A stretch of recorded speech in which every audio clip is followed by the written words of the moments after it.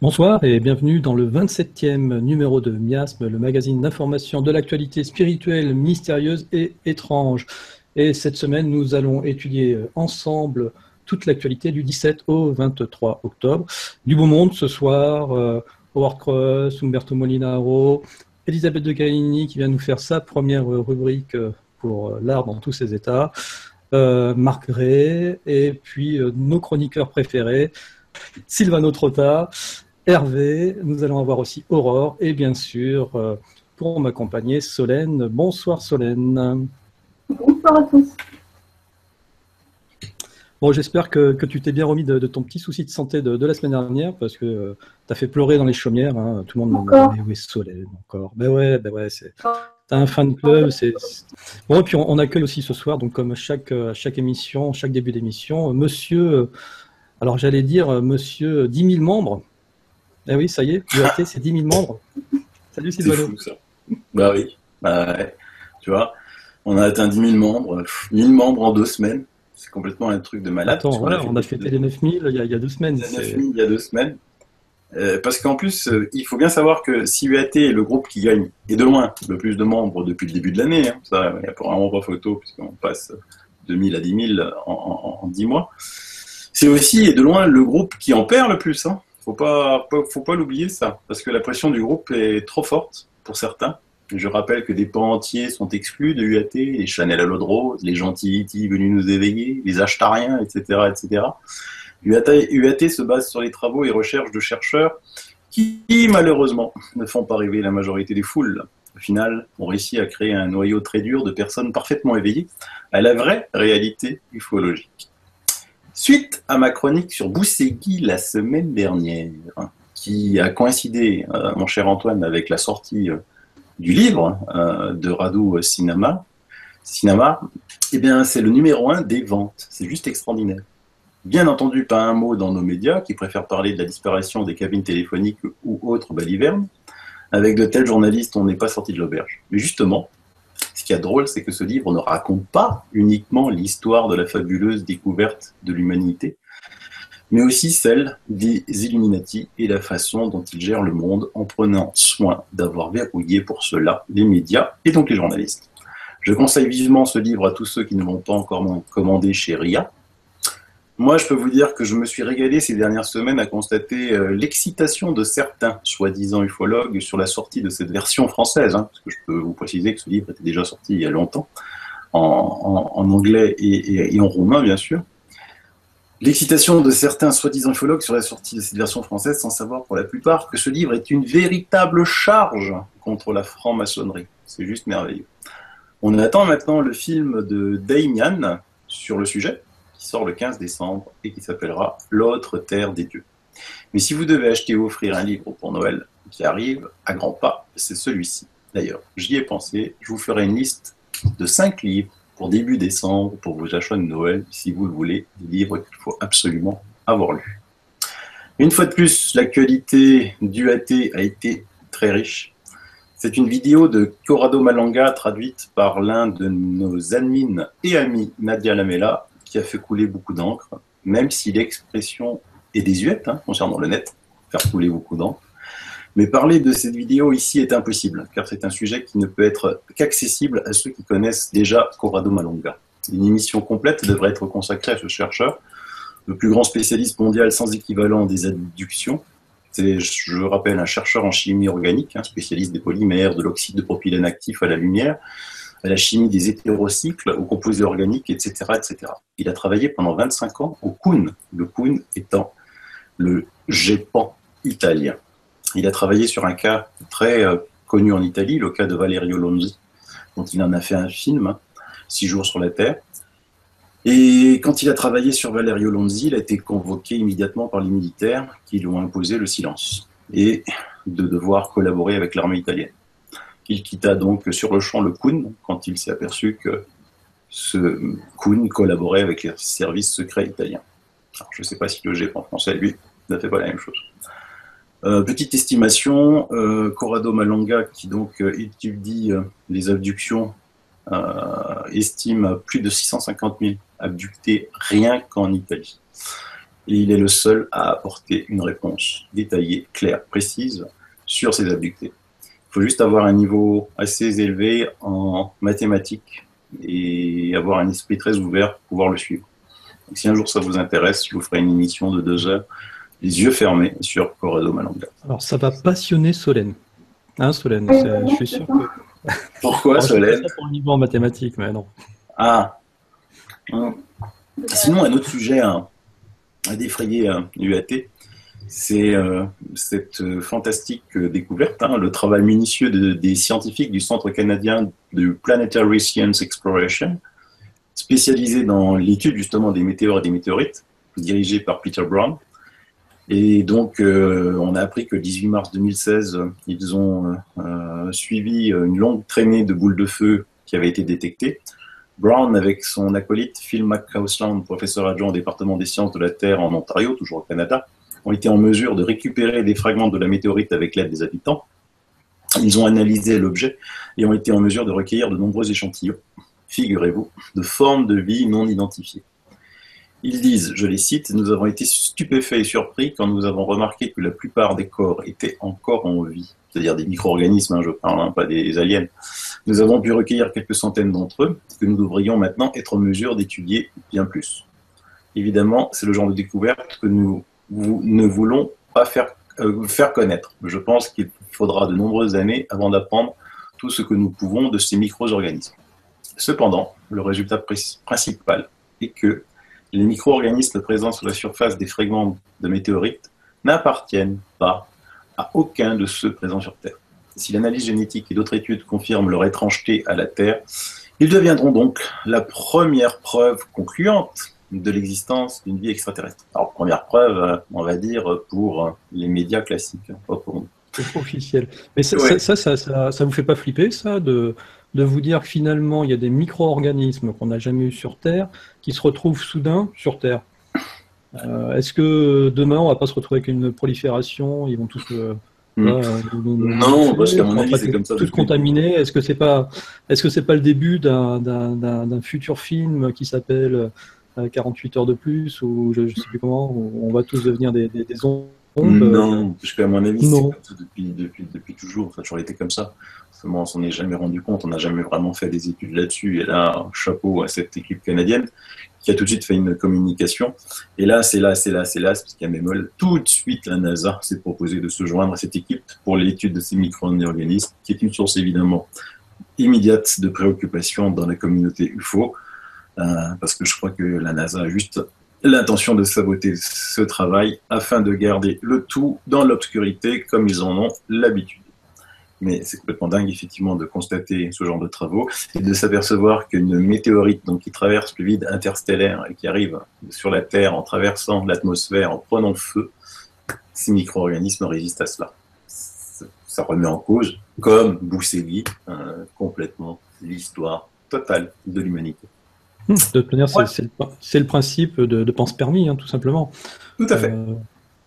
Voilà, la pense-permis, c'est le fait d'inséminer la vie par des éjectats de matière suite à des météorites qui vont venir s'écraser sur d'autres planètes ou sur la nôtre. Notre planète essaime la vie à travers l'espace, il faut le savoir.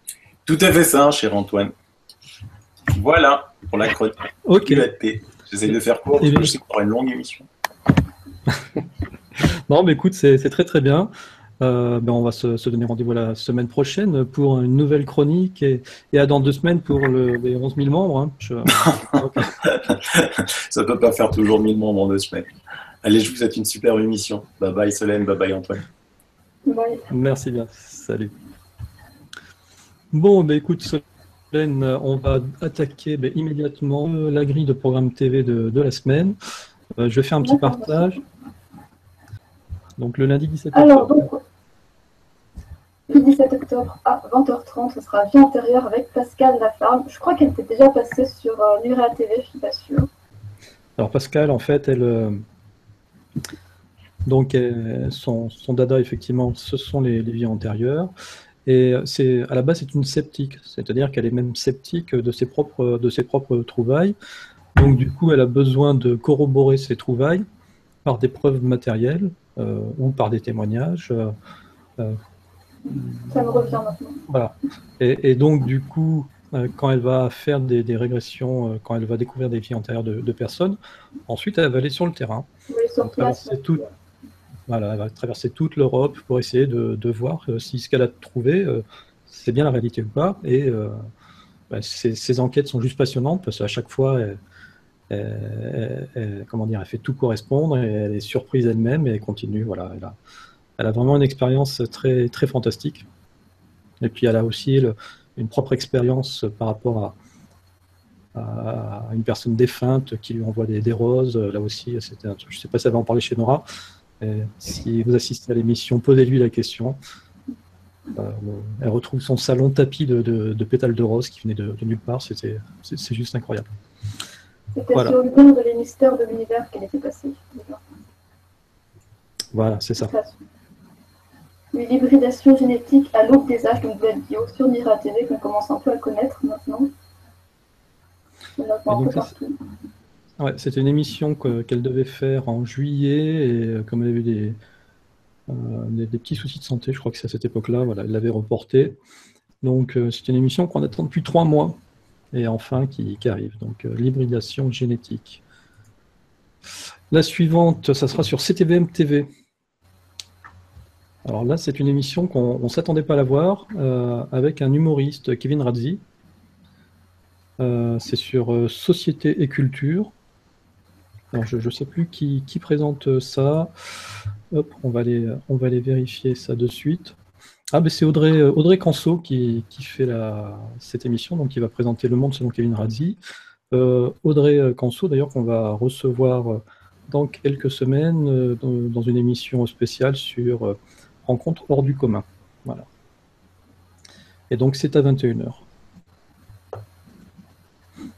La suivante, il y a 2 émissions le même jour, tiens, sur CTVM. Bien intelligent pour citoyens orthodoxes, Tony Canadas, donc sur Planète et Écologie. J'ai jamais entendu parler de lui pour ma part. Eh bien, pour le coup, c'est un illustre inconnu pour moi aussi. Donc, on se couchera moins bête mercredi soir. Hein. On regardera ce que ça donne sur Planète et Écologie. Alors le mercredi, là pour l'instant je ne l'ai pas encore mis, mais j'en profite pour vous rappeler qu'il y aura donc forcément une émission sur INRES TV. Il va y avoir aussi le live de BTLV, mais on n'a pas encore le nom de l'invité. Et puis peut-être aussi une émission de Meta TV hein, qui fait entre 2 et 3 émissions par semaine. En général, c'est le lundi, le mercredi et le vendredi. Voilà, donc en suivant, on a dit Howard, eh bien on en parle tout à l'heure. La dernière émission de Nurea TV de la semaine, c'est un cours. Oui, votre prénom, c'est votre vie avec IPVM. Voilà. Donc c'est un cours par vidéo par contre. Là, les places sont limitées, je suppose. Donc vous aurez aussi une émission des Sentiers du Réel, forcément le vendredi, le samedi, la nouvelle émission d'Arcana, de Monde Mystérieux, des Mystères du Monde, pardon. Dimanche, forcément, le numéro 28 de Miasme. Et là, pour la semaine prochaine, je vous réserve aussi une nouvelle émission de Rencontre hors du commun, qu'on a enregistré d'ailleurs avec Sylvano. Notre invité sera Audrey Dufour, une soigneuse, je ne sais pas si on dit soigneuse. En tout cas, voilà, elle manipule les énergies, elle est masseuse, et vous verrez, c'est assez extraordinaire ce qu'elle fait. Et une émission que j'avais annoncée la semaine dernière, et donc on va mettre en ligne, vous devriez la voir ce week-end en même temps que Miasme, c'est l'émission avec Rudy. Rennes le Château, la source, le livre qui va mettre tout le monde d'accord. Donc il est passé chez Nora sur Nurea TV la semaine dernière et il a cartonné en moins d'une semaine, ils en étaient à 12 000 vues.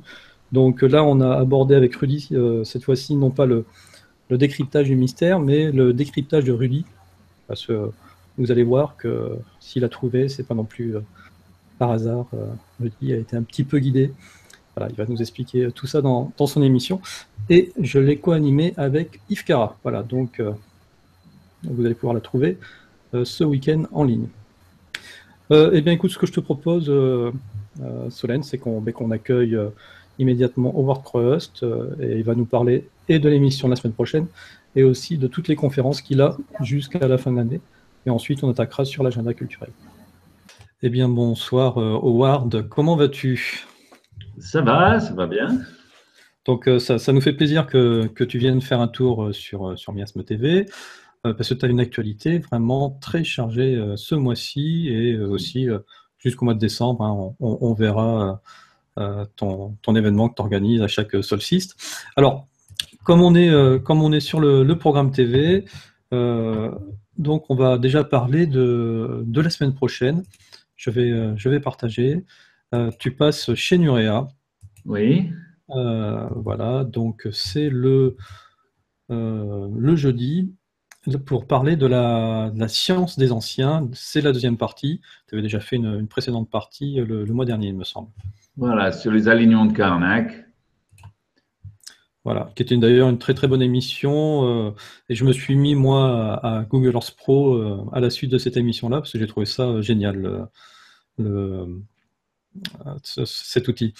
Alors, qu'est-ce que tu vas voir, du coup, que tu n'as pas vu dans ta première partie sur ces alignements? Ce qui est prévu, c'est que je puisse répondre à des questions sur la première partie, parce qu'au fait, dans la première partie, j'ai apporté beaucoup d'éléments, puisque ça fait quand même 30 ans que je travaille sur Karnak et les alignements, et donc j'ai apporté beaucoup de choses. Ça a duré quand même 2h48 minutes, et il n'y a pas eu vraiment de temps pour des questions. Alors, Nora a pensé que c'était une bonne idée de me faire revenir et puis répondre à toutes les questions qu'ils pouvaient avoir des auditeurs, enfin, sur la première partie.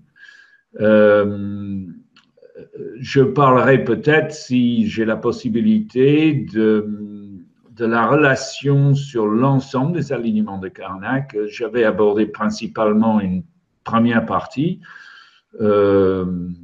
mais principalement, je suis là pour répondre. Voilà. D'accord. Donc, si vous avez eu l'occasion de regarder cette première partie et si vous aviez des questions, eh bien voilà, il ne faut pas hésiter. Il faudra être là jeudi prochain pour pouvoir les poser en direct à Howard qui pourra répondre à toutes vos questions avec plaisir. D'ailleurs, Howard, donc, ça fait combien de temps que tu es en France, toi? 40 ans. 40 ans? Oui. Et toujours... Je suis arrivé en 74, donc ça va faire 42 ans. C'est la Bretagne qui t'a attiré directement ou t'es venu comme ça par hasard? Ah non, j'étais pas en Bretagne. Au départ, j'étais à Paris, puis après, j'ai vécu en Dordogne, ensuite, j'ai vécu à Biarritz, ensuite, j'ai vécu à Bordeaux, dans la région de Bordeaux, enfin. Et ensuite, je suis arrivé ici en Bretagne il y a 30 ans.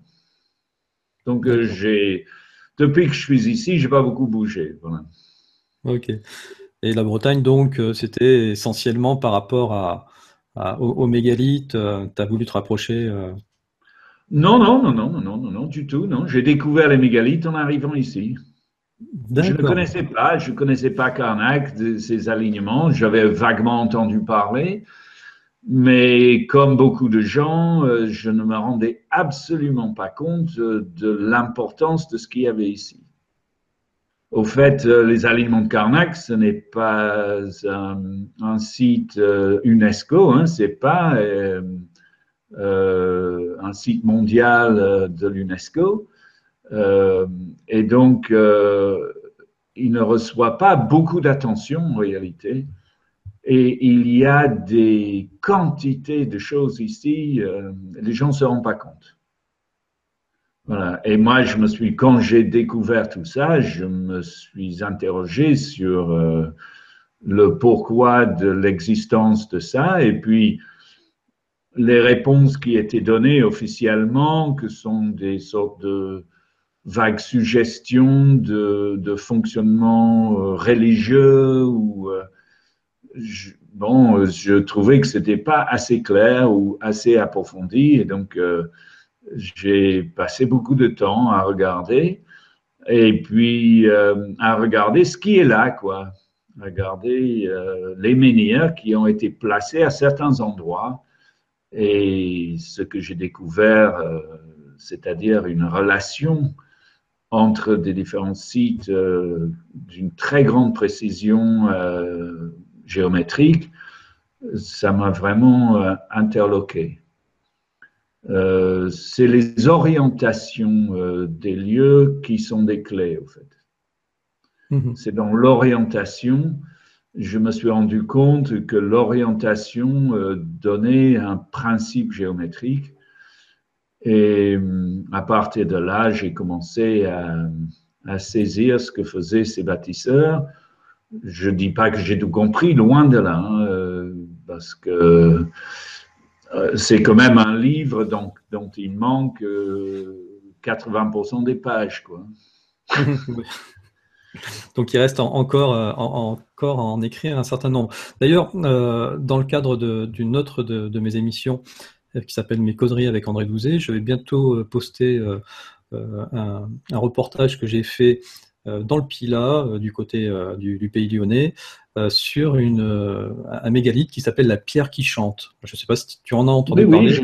Oui, je connais à travers Éric Charpentier qui va parler à notre événement de solstice d'hiver sur ce lieu. Il va faire une conférence au solstice d'hiver cette année sur des menhirs de cet endroit. D'accord, mais c'est intéressant. Et est-ce qu'il y en a des pierres qui chantent en Bretagne? Alors, le nom, la pierre qui chante, je ne connais pas ici. Je n'ai pas souvenir. Mais au fait, le chant ou la musique, c'est une référence vibratoire. Hein. C'est ça. Voilà. Et ça, sur le plan vibratoire, il se passe des choses, ça c'est certain. Ok. En tout cas, tu me permets de faire la transition du coup avec les autres événements. Donc cette fois-ci, c'est en réel. On va venir te voir sur des conférences. Donc on peut peut-être, vu qu'on en a parlé, commencer par la fin. Donc ça se passe du 16 au 18 décembre. Allez, je partage la belle affiche que vous avez réalisée avec ton fils. C'est le retour aux sources. Oui, alors justement, il y a un ensemble de conférences. Cet événement commence le vendredi en fin d'après-midi. Et donc, il y a le vendredi soir, le samedi et le dimanche. On organise ces événements au moment des solstices par rapport à l'observation, c'est-à-dire qu'un des éléments importants, c'est d'aller sur les sites, observer des levées de soleil dans certains monuments et les couchers de soleil. Et au moment du solstice d'hiver, c'est un moment magnifique pour ces observations parce que beaucoup de choses sont orientées par rapport à se lever au solstice d'hiver. Donc, entre le vendredi soir, le samedi matin, le samedi soir, le dimanche matin, le dimanche soir, on aura 5 occasions d'aller observer les choses. Et puis,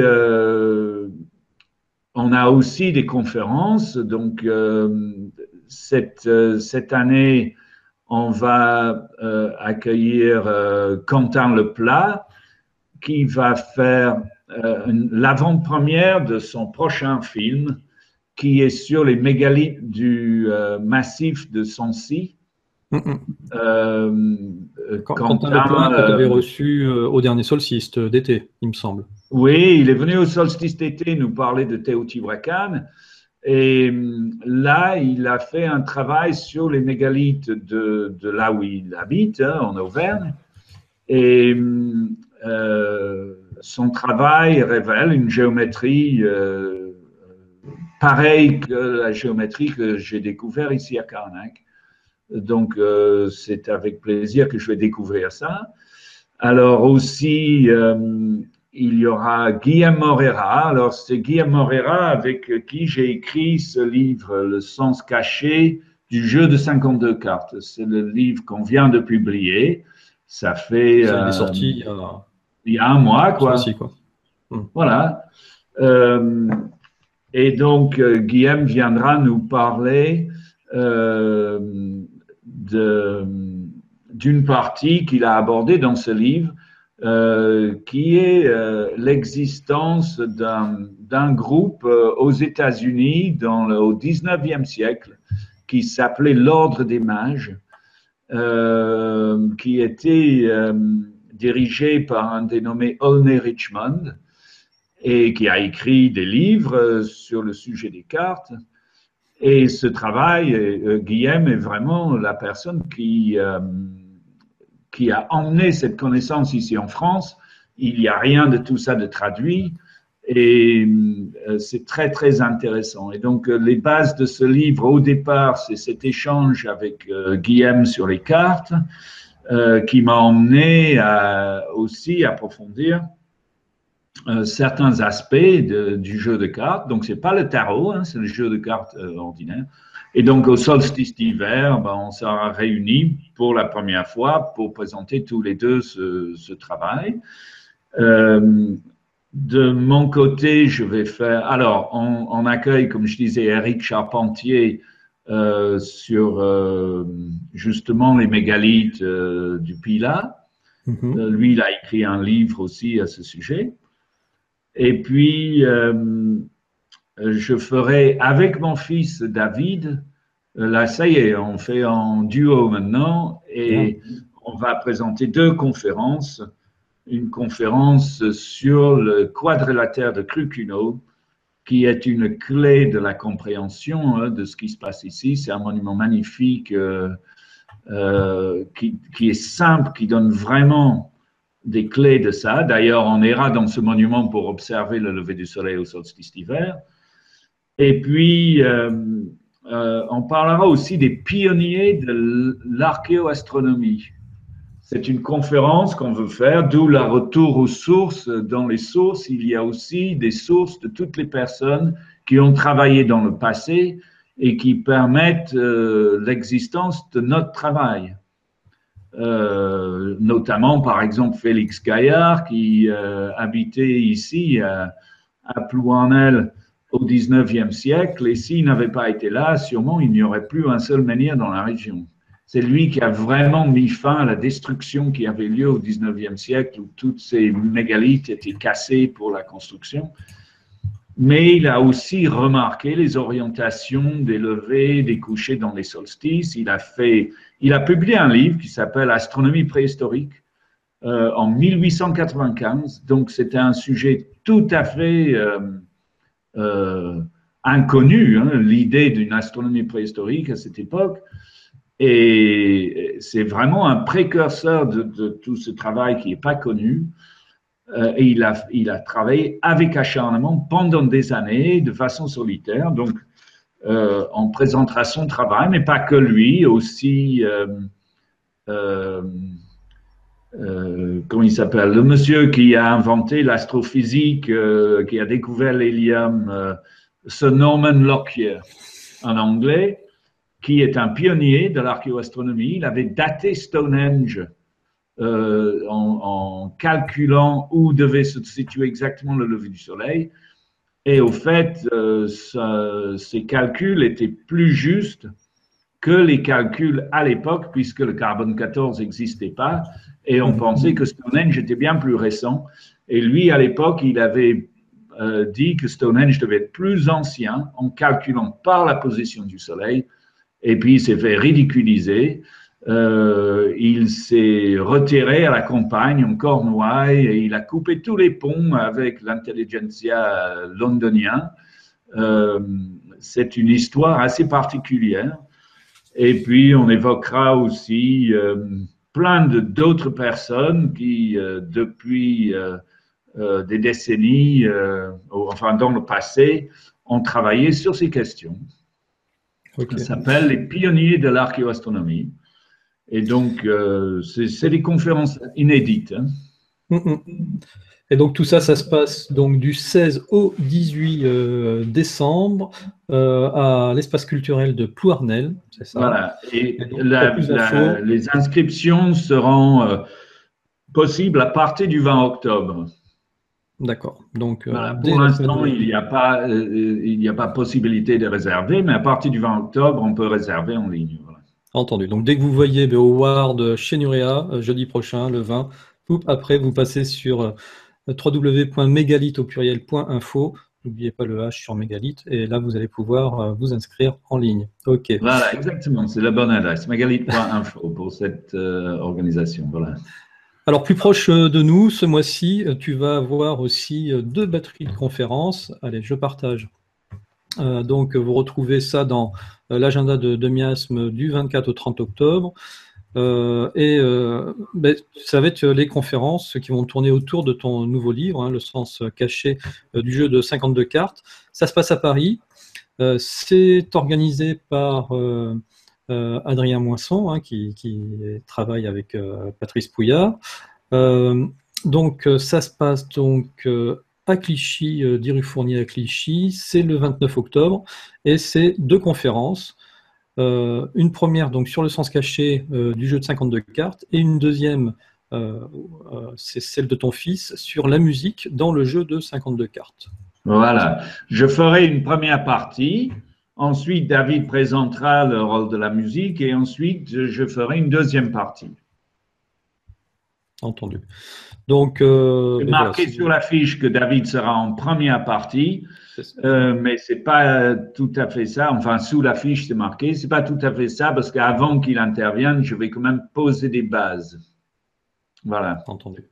Donc, ça sera une conférence sous forme de questions. Tu prévois 1 heure de questions-réponses pour ceux qui seront sur place. Voilà. Autre événement. Et puis, il y aura possibilité de dédicacer le livre, évidemment. Ah bah oui, c'est même pour ça qu'on vient en conférence. Hein. C'est pour avoir une petite dédicace personnalisée. Attends. Autre agenda, cette fois-ci, c'est organisé par Orbs. Donc, c'est le lendemain, oui. Voilà, le lendemain, donc par Maxence Gaillet. C'est Global Gaïa, à la rencontre des esprits du monde, Mexique, les enfants du soleil. Alors là, il y a plusieurs conférenciers, donc toi tu interviens donc la date c'est le 30. Le 30, oui, je cherchais, le dimanche 30 octobre. C'est le lendemain, voilà. Tu sais à quelle heure tu passes ? Pardon ? Est-ce que tu sais à quelle heure tu passes ? Ah non. Non, je ne sais pas à quelle heure je passe. Je ne sais pas si c'est possible de venir à un truc. Je crois qu'on s'inscrit pour tout l'événement, non ? Oui, je suppose, oui. C'est début des conférences à partir de 14h. Voilà, mais je ne sais pas à quelle heure, non. Mais il n'y a pas que des conférences, hein. Il y a aussi, je pense, de la danse, de la musique. Il y a différentes. C'est pas que des conférences. Tout à fait. Voilà. Il y a même un goûter mexicain qui sera offert dans l'après-midi. Et on reparlera de tout ça avec Maxence la semaine prochaine. Ça va mettre du piquant. Et donc, toi, ta conférence, ça sera encore sur ton livre, donc Non, pas du tout. Non, là, je m'inscris dans le sujet de cette journée ou cet après-midi. Ma conférence est sur le calendrier Maya et sa relation avec les pyramides. D'accord. Maya, les pyramides Maya.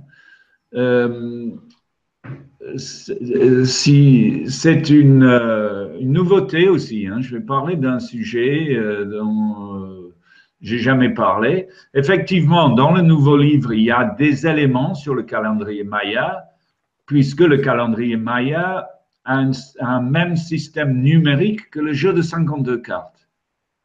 Le calendrier Maya a un cycle de 13 jours, s'appelle le Trekena, comme les 13 cartes dans chaque famille. Et puis, on a 52 cartes, alors que les Mayas avaient des cycles de 52 ans. Exact.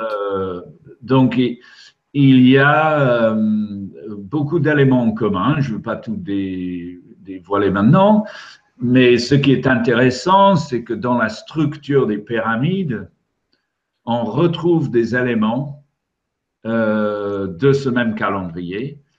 Et ça permet de se rendre compte que le calendrier est étroitement lié à la géographie.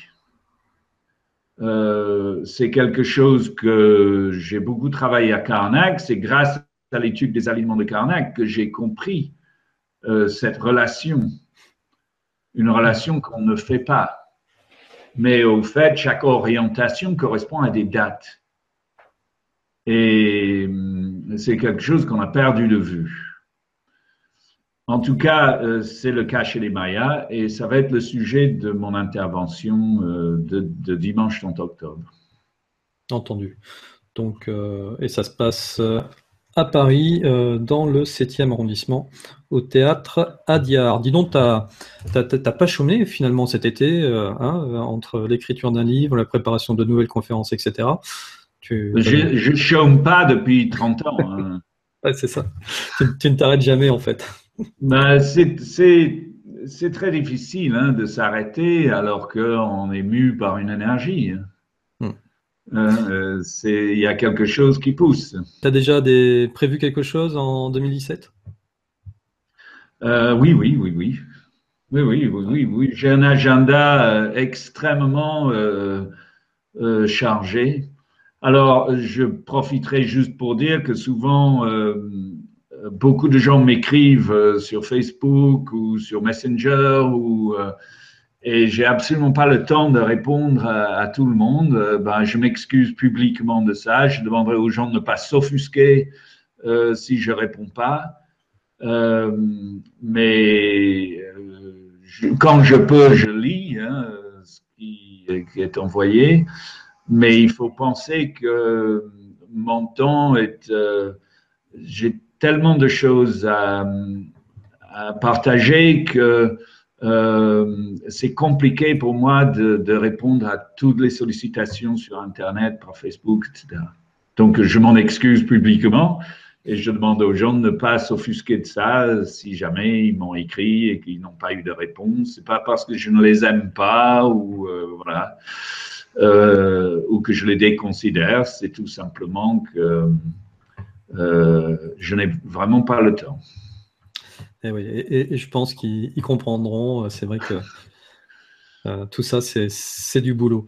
Alors, moi, je voulais juste, avant de terminer, voir alors déjà, présenter rapidement, pour ceux qui ne connaîtraient pas ton site.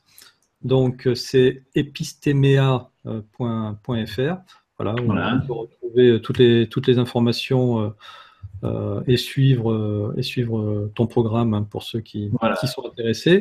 Et je voulais. Je peux juste dire, j'ai fait beaucoup de conférences filmées. Voilà. Ici, on a un système qui permet de filmer toutes les conférences.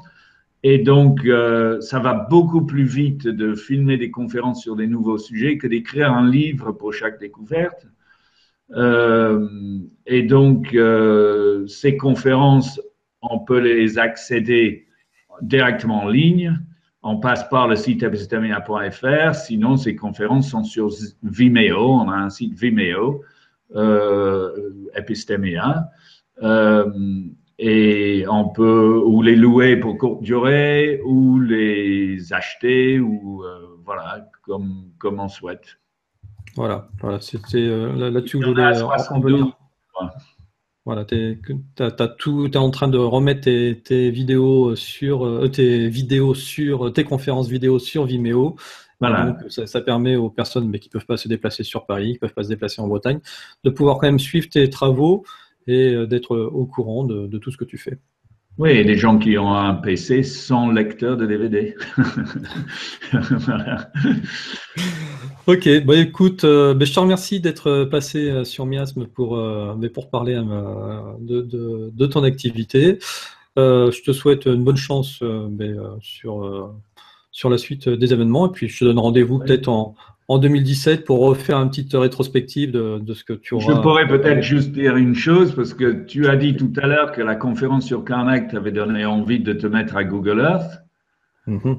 Et apparemment, c'est le cas de beaucoup de gens. Donc, Nora m'a demandé si je ferais un cours sur Nurea pour apprendre aux gens comment comprendre Google Earth, comment l'utiliser pour lier des sites, pour vérifier des choses. Et donc, bientôt, je ferai un cours sur Nurea TV pour expliquer comment utiliser Google Earth comme outil de recherche pour les relations des monuments préhistoriques. Un atelier là-dessus. Eh bien, écoute, Nora, tu as des super bonnes idées. Parce qu'un tuto sur Google Earth Pro, je n'attends que ça personnellement. Bon, mais c'est chouette. Eh bien, on vous tiendra au courant dès que l'atelier sera programmé. Howard, je te remercie et je te dis à très bientôt. Merci. Merci Antoine. Donc, avec Solène, maintenant, on va attaquer l'agenda culturel du 17 au 23 octobre. Et là, le gros événement de cette semaine, c'est un événement qui se passe à Paris. C'est ça, organisé par Vivez Nature. Alors oui, donc il y aura plusieurs choses. Donc, du 21 au 24 octobre, donc, il y aura le 4e Yoga Festival de Paris. Alors, c'est gratuit. Il y aura aussi le 4e Salon Bio, Nature et Bien-être.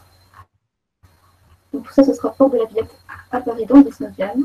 Également le village des sensibilités alimentaires. Et voilà, donc tout ça, les trois, ça fait partie du même festival.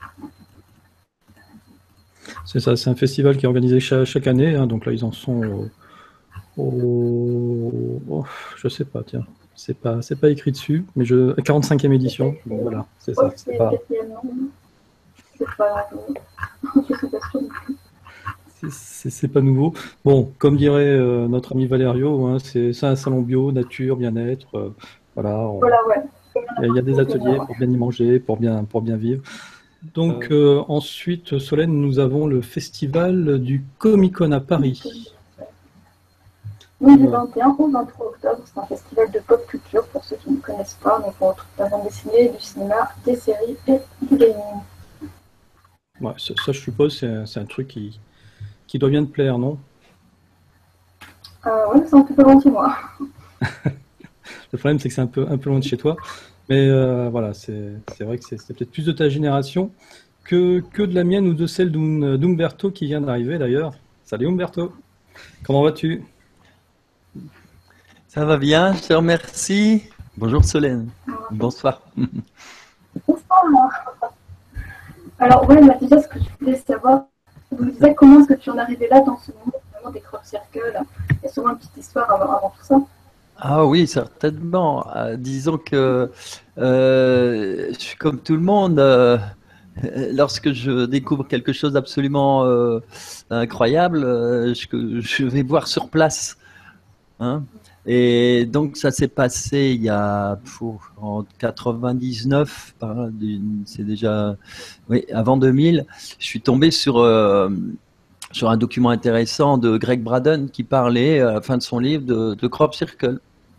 Donc je suis allé voir tout de suite en Angleterre parce que j'habite pas très loin en fait. En 1 heure on est à Dunkerque et puis voilà. Et là, tout de suite, je me suis rendu compte qu'il y avait quelque chose d'hyper intéressant. Alors, comme j'avais travaillé pendant très longtemps sur des tas de choses de l'ordre on va dire, ésotérique, hein, j'avais travaillé aussi en radiesthésie, j'avais travaillé donc sur tout ce qui nous vient de loin, mégalithes, les nombres d'or, et puis tout ce qui est spirituel aussi, c'est-à-dire les cathédrales, les églises romanes, les vierges noires, enfin, toutes ces choses-là, quand on réussit un jour à les réunir, on s'aperçoit que c'est tout l'enseignement des anciens. Et cet enseignement, on le retrouve aussi dans les crop circles. Ce qui fait qu'on fait une boucle et on s'aperçoit que dans les dessins des crop circles, on retrouve ce qui était il y a des milliers d'années à l'origine des dessins qu'on trouve en Égypte. Alors, ça sera mieux là. Donc, du coup, peut-être dans les crop circles de ces derniers mois, est-ce qu'il n'y aurait pas des nouveaux types, peut-être, qu'on n'aurait pas vu plus tôt? Il y en a eu un récemment là au Brésil. C'est le dernier. Hein, donc, mais Brésil, c'est vrai que c'est toujours un peu plus tard qu'en Angleterre. En Angleterre, il y en a eu beaucoup cette année et ils étaient intéressants. Il y a toujours quelque chose de nouveau. Il y a toujours, au niveau des messages, il y a toujours quelque chose d'intéressant, une nouveauté concernant les pliages. Il y a toujours des découvertes. C'est inépuisable. Et je pense que le jour où ce sera, où là-haut, ils auront envie de dire autre chose ou de le dire directement, on parlera plus de crop circle. Mais pour l'instant, les crop circles sont là parce qu'il y a encore beaucoup de travail, aussi bien par rapport à la Terre, parce que les crop circles, c'est pas qu'un dessin, c'est une énergie énorme qui vient comme un peu une aiguille d'acupuncture sur la Terre. Donc elle régénère les anciens lieux telluriques, justement, les mégalithes, où il y a tous ces lieux sacrés. Ça rejoint ce que je disais tout à l'heure, mais ça joue aussi un rôle important sur les humains, c'est-à-dire que c'est à la fois de la connaissance et en même temps quelque chose de beaucoup plus profond. C'est-à-dire que, je vais prendre un exemple, l'enseignement, il passe souvent par la connaissance, mais avant ça, il passe par une énergie, une vibration. Ce qui fait que les gens comprennent déjà des choses uniquement par la vibration, par l'énergie. Et cette énergie, elle va encore plus loin que ça parce qu'elle réveille chez l'humain des clés qui sont déjà en nous, qui ne demandent qu'une chose, c'est être ouvertes. Et puis après, c'est tout. On a des connaissances, il y a des choses qui s'ouvrent. Des consciences, on va dire, des consciences qui s'ouvrent davantage. Oui, c'est pour ça qu'on voit toutes ces méditations aussi qui sont organisées dans les crop circles. Ah bah oui, évidemment, parce que crop circle étant un lieu, je vais dire, moi je l'appelle comme ça maintenant, de multidimensionnalité, un peu comme au départ les mégalithes. C'est la même chose. Au début, il y a eu les mégalithes, puis les églises romanes, etc. Tous ces lieux où l'humain va découvrir d'abord sa propre conscience, puis au-delà de sa conscience, d'autres mondes, aussi bien le monde des êtres de la nature comme celui des êtres supérieurs. Et donc, ce sont des lieux où on peut du coup monter en vibration beaucoup plus rapidement. Et comme tout le monde sait, tout seul, c'est beaucoup plus difficile qu'en groupe. Donc, lorsqu'on fait des méditations en groupe, c'est à ça qu'a toujours servi. D'ailleurs, les lieux, que ce soit les mégalithes ou les églises romanes, ou etc., ou les cathédrales, c'est des lieux où on se retrouve et où on médite ensemble. Après, ça prend d'autres formes, d'autres rituels, peu importe. Hein. Le principal, c'est de se connecter sur une énergie, une vibration très haute, et plus elle s'élève, plus elle nous permet de connecter à des mondes, à d'autres mondes, et à d'autres réalités, à d'autres ouvertures de conscience. Voilà. C'est participer à notre réveil, d'accord. Alors, par contre, toi, Umberto,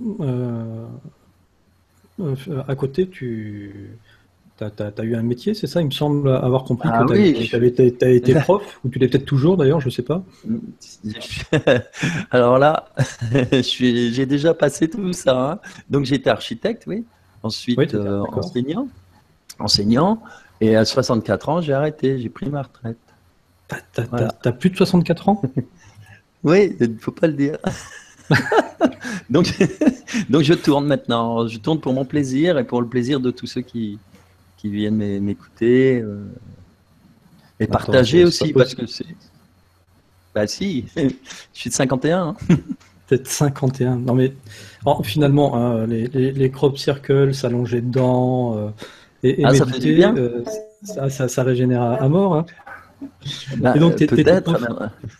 T'étais dans quelle matière c'est simple. C'est très simple. J'ai commencé. En fait, quand j'étais gamin, je voulais être prof de dessin. Et depuis tout petit, quoi. Hein. Et ça ne s'est pas tout à fait passé comme je le voulais. Et donc, j'ai choisi l'école d'architecture. Et là, c'était très bien, mais bon, il y a quelque chose qui me manquait.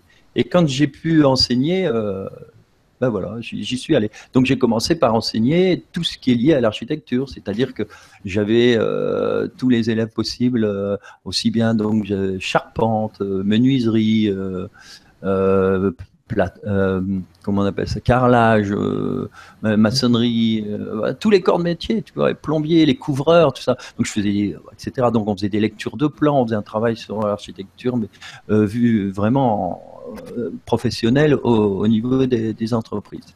Et ensuite, comme j'étais très branché artistique, je me suis occupé de ce qu'on appelle à l'époque, c'est très vieux, hein, les peintres décorateurs, etc., peintres en lettres. Et ensuite, je me suis occupé de la communication graphique, etc. Donc, je finis par. C'était hyper intéressant. Communication graphique, c'est génial.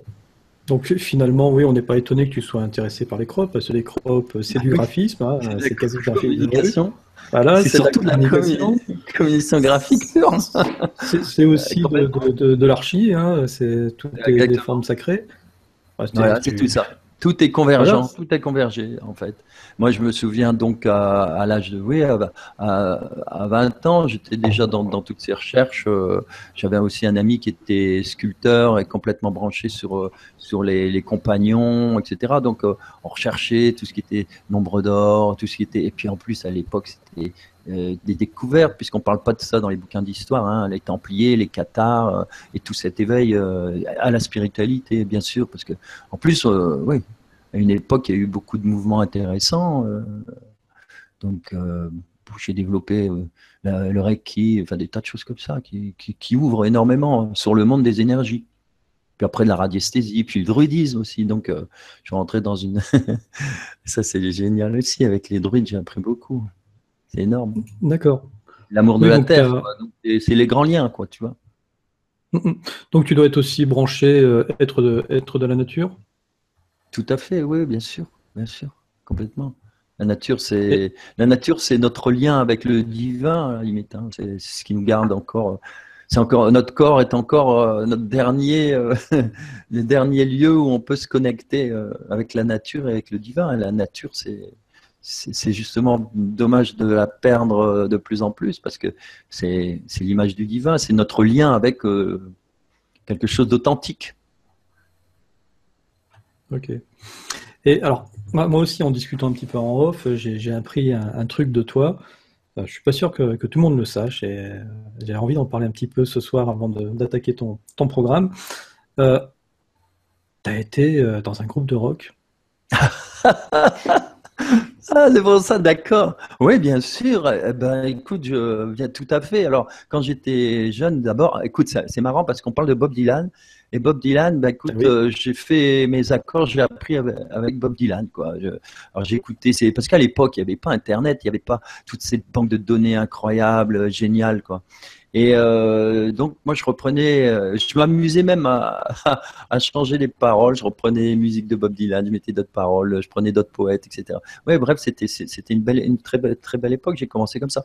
Et un peu plus tard, dans les années 80, oui, on a eu plusieurs groupes. Hein. Là, j'ai carrément acheté la Fender Stratocaster. Et l'ampli Fender à l'époque, après ça a été Iwat, entre deux c'était Marshall, etc. Et puis on a eu plusieurs groupes comme ça. Et t'étais à la guitare ou t'étais leader chant? Moi j'étais plutôt guitare derrière, tu vois, c'est-à-dire tout ce qui est accord évidemment, puisque j'avais commencé assez tard. Tu sais, je me rends compte, par exemple, mon fils, quand il est à 5 ans, il allait déjà à la batterie fanfare, tu vois, et puis à 10 ans, il a commencé des cours de batterie. Bah, faut voir, c'était du délire. À 15 ans, il lisait n'importe quelle partition de jazz à la batterie, tout. Bon, il y avait autre chose qui l'intéressait. Mais quand tu es gamin, c'est énorme. Tandis que quand tu démarres la guitare à 16-17 ans, je peux te dire que tu fais pas des miracles. Hein. Tu n'es pas une guitare héros. Hein. Donc moi, j'étais vraiment accord. Je faisais les paroles, la musique, quoi. J'étais dans toute l'harmonisation. Et mais on avait, on travaillait avec, on avait des groupes qui ont changé, quoi. Au début, on avait une guitariste vraiment magnifique, extraordinaire, mais après, bon, c'est un peu engueulé. C'était la vie, on changeait de musicien, etc. C'était une très belle époque. Hein. On a beaucoup tourné, c'était amusant. Ouais, et tu avais fait même une première partie avec Jackie Jean, quand même. Ah oui, on a fait, mais on faisait plein. Même avec le recul, je me souviens, on a joué, on a fait une première partie de. Alors moi, j'avais adoré Stox à l'époque. Hein, ça, c'était un bon souvenir parce qu'il nous avait donné un beau son. Là, première partie de Stox, c'était vraiment mémorable. Mais après, on a fait première partie aussi bien Bachung. Et alors, Jacques Higelin, c'était à l'époque au Palais des Congrès. C'était à l'époque avec Coluche, c'était les repas. Tu sais, c'était donc toute la naissance de tout ce beau projet et Gilin, bon, il se baladait simplement avec son piano et puis un harmoniciste là. Ouais, c'était super. Et nous on avait fait la première partie dans l'après-midi et puis au soir aussi on avait fait Mais bon. Et ça se trouve, je t'ai vu en concert, t'imagines? Parce que le nombre de concerts d'Higelin que j'ai pu faire, c'est juste incroyable. Donc ça se Ah oui, trouve, voilà, c'est je t'ai vu en concert Ah en non, première sûrement partie. pas, parce que là, on l'a fait qu'une fois, c'était à Lille, au Palais des Congrès. Dommage. Ouais, ouais, ah oui, oui, Ah, mais c'était rappelle-nous sympa. le nom de ton groupe, du coup. Ah bah, le dernier, c'était Gambrinus, et c'était l'époque, tu sais, Gambrinus, bon, l'époque aussi de Ange. Je sais pas si tu connais, il tourne à nouveau Oui. actuellement. Bon, c'était un peu des musiques, on était influencé par Yes, Genesis, tout ça, hein, toute cette musique rock progressive. Ouais, c'était pas de la variété qu'on faisait, hein, donc c'était plus voilà, c'était super. Alors bien sûr, ça changeait de temps en temps parce que ça suivant les musiciens. On a eu une période avec un saxo, on a eu une période avec plus de percussions, trombone, tout. Donc chaque fois, ça donnait des couleurs. Ça partait un peu plus jazzy. C'était hyper chouette. Ouais. C'est un très bon moment. Et après, comme on était tous, tout le monde travaillait, c'était vraiment, on était amateurs. On avait poussé le bouchon juste assez loin, mais tout le monde est reparti un peu dans son travail, quoi. Et puis chacun a repris sa vie. C'est ça, c'est Ouais, un classique. En tout cas, un voilà, classique. c'était une petite facette de ta personnalité que je suppose que toutes les personnes qui te suivent Oui. sur Nurea ou sur CTM ne connaissaient pas forcément. Alors, je Tu vais avais te peut-être dire une autre... quelque chose Oui, de très amusant, mais alors de très, très amusant, parce que il y a quelques temps, j'avais repris avec un, un accordéoniste vraiment super, Bruno, et une chanteuse. Et on avait fait un trio superbe. On tournait, on faisait du cabaret, etc. Et puis bon, après on a mis tout ça de côté. Et ce qui est amusant, c'est qu'aujourd'hui, sur Internet, il y a quelqu'un qui a été fouiné, qui a sorti un morceau qu'on avait enregistré à Oisem, fête de l'accordéon. Alors c'est amusant parce que et, c'est sorti comme ça, et puis voilà qu'aujourd'hui, toi, tu me parles de la même chose, tu vois. eh Il y a bien, vraiment écoute, des synchronicités, c'est bizarre. ouais, tu sais quoi, tu m'enverras le lien et puis je l'insérerai dans l'enregistrement parce que là, pendant qu'on discutait, j'ai essayé de chercher Gambrinus sur YouTube. Bon, Ah bah visiblement, tu risques pas, ça n'existait pas à cette époque-là, hein, tout ça. Et Ah oui, donc, non. ouais, il n'y a pas grand-chose. Par contre,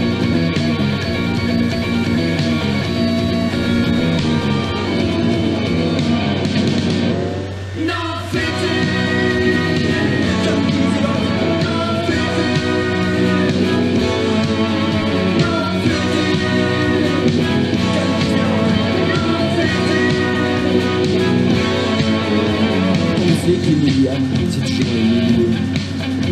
On sait que les infos, c'est toujours un peu faux. On sait que le nucléaire, ça demande une misère. On sait que la culture, c'est sûr, ça dure. Tu vois, mais tu sais pas regarder.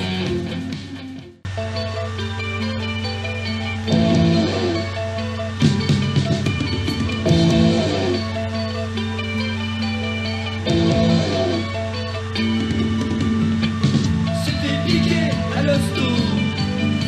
Jouer d'un malade, la radio. Pour une fois qu'elle jouait les castors. C'est pas une chance, mais le cachot. Oh, ma petite à l'ouest. Mais qu'est-ce que tu fiches à l'ouest? Y'a ma pensée qui s'étiole comme un volcan fou blanc.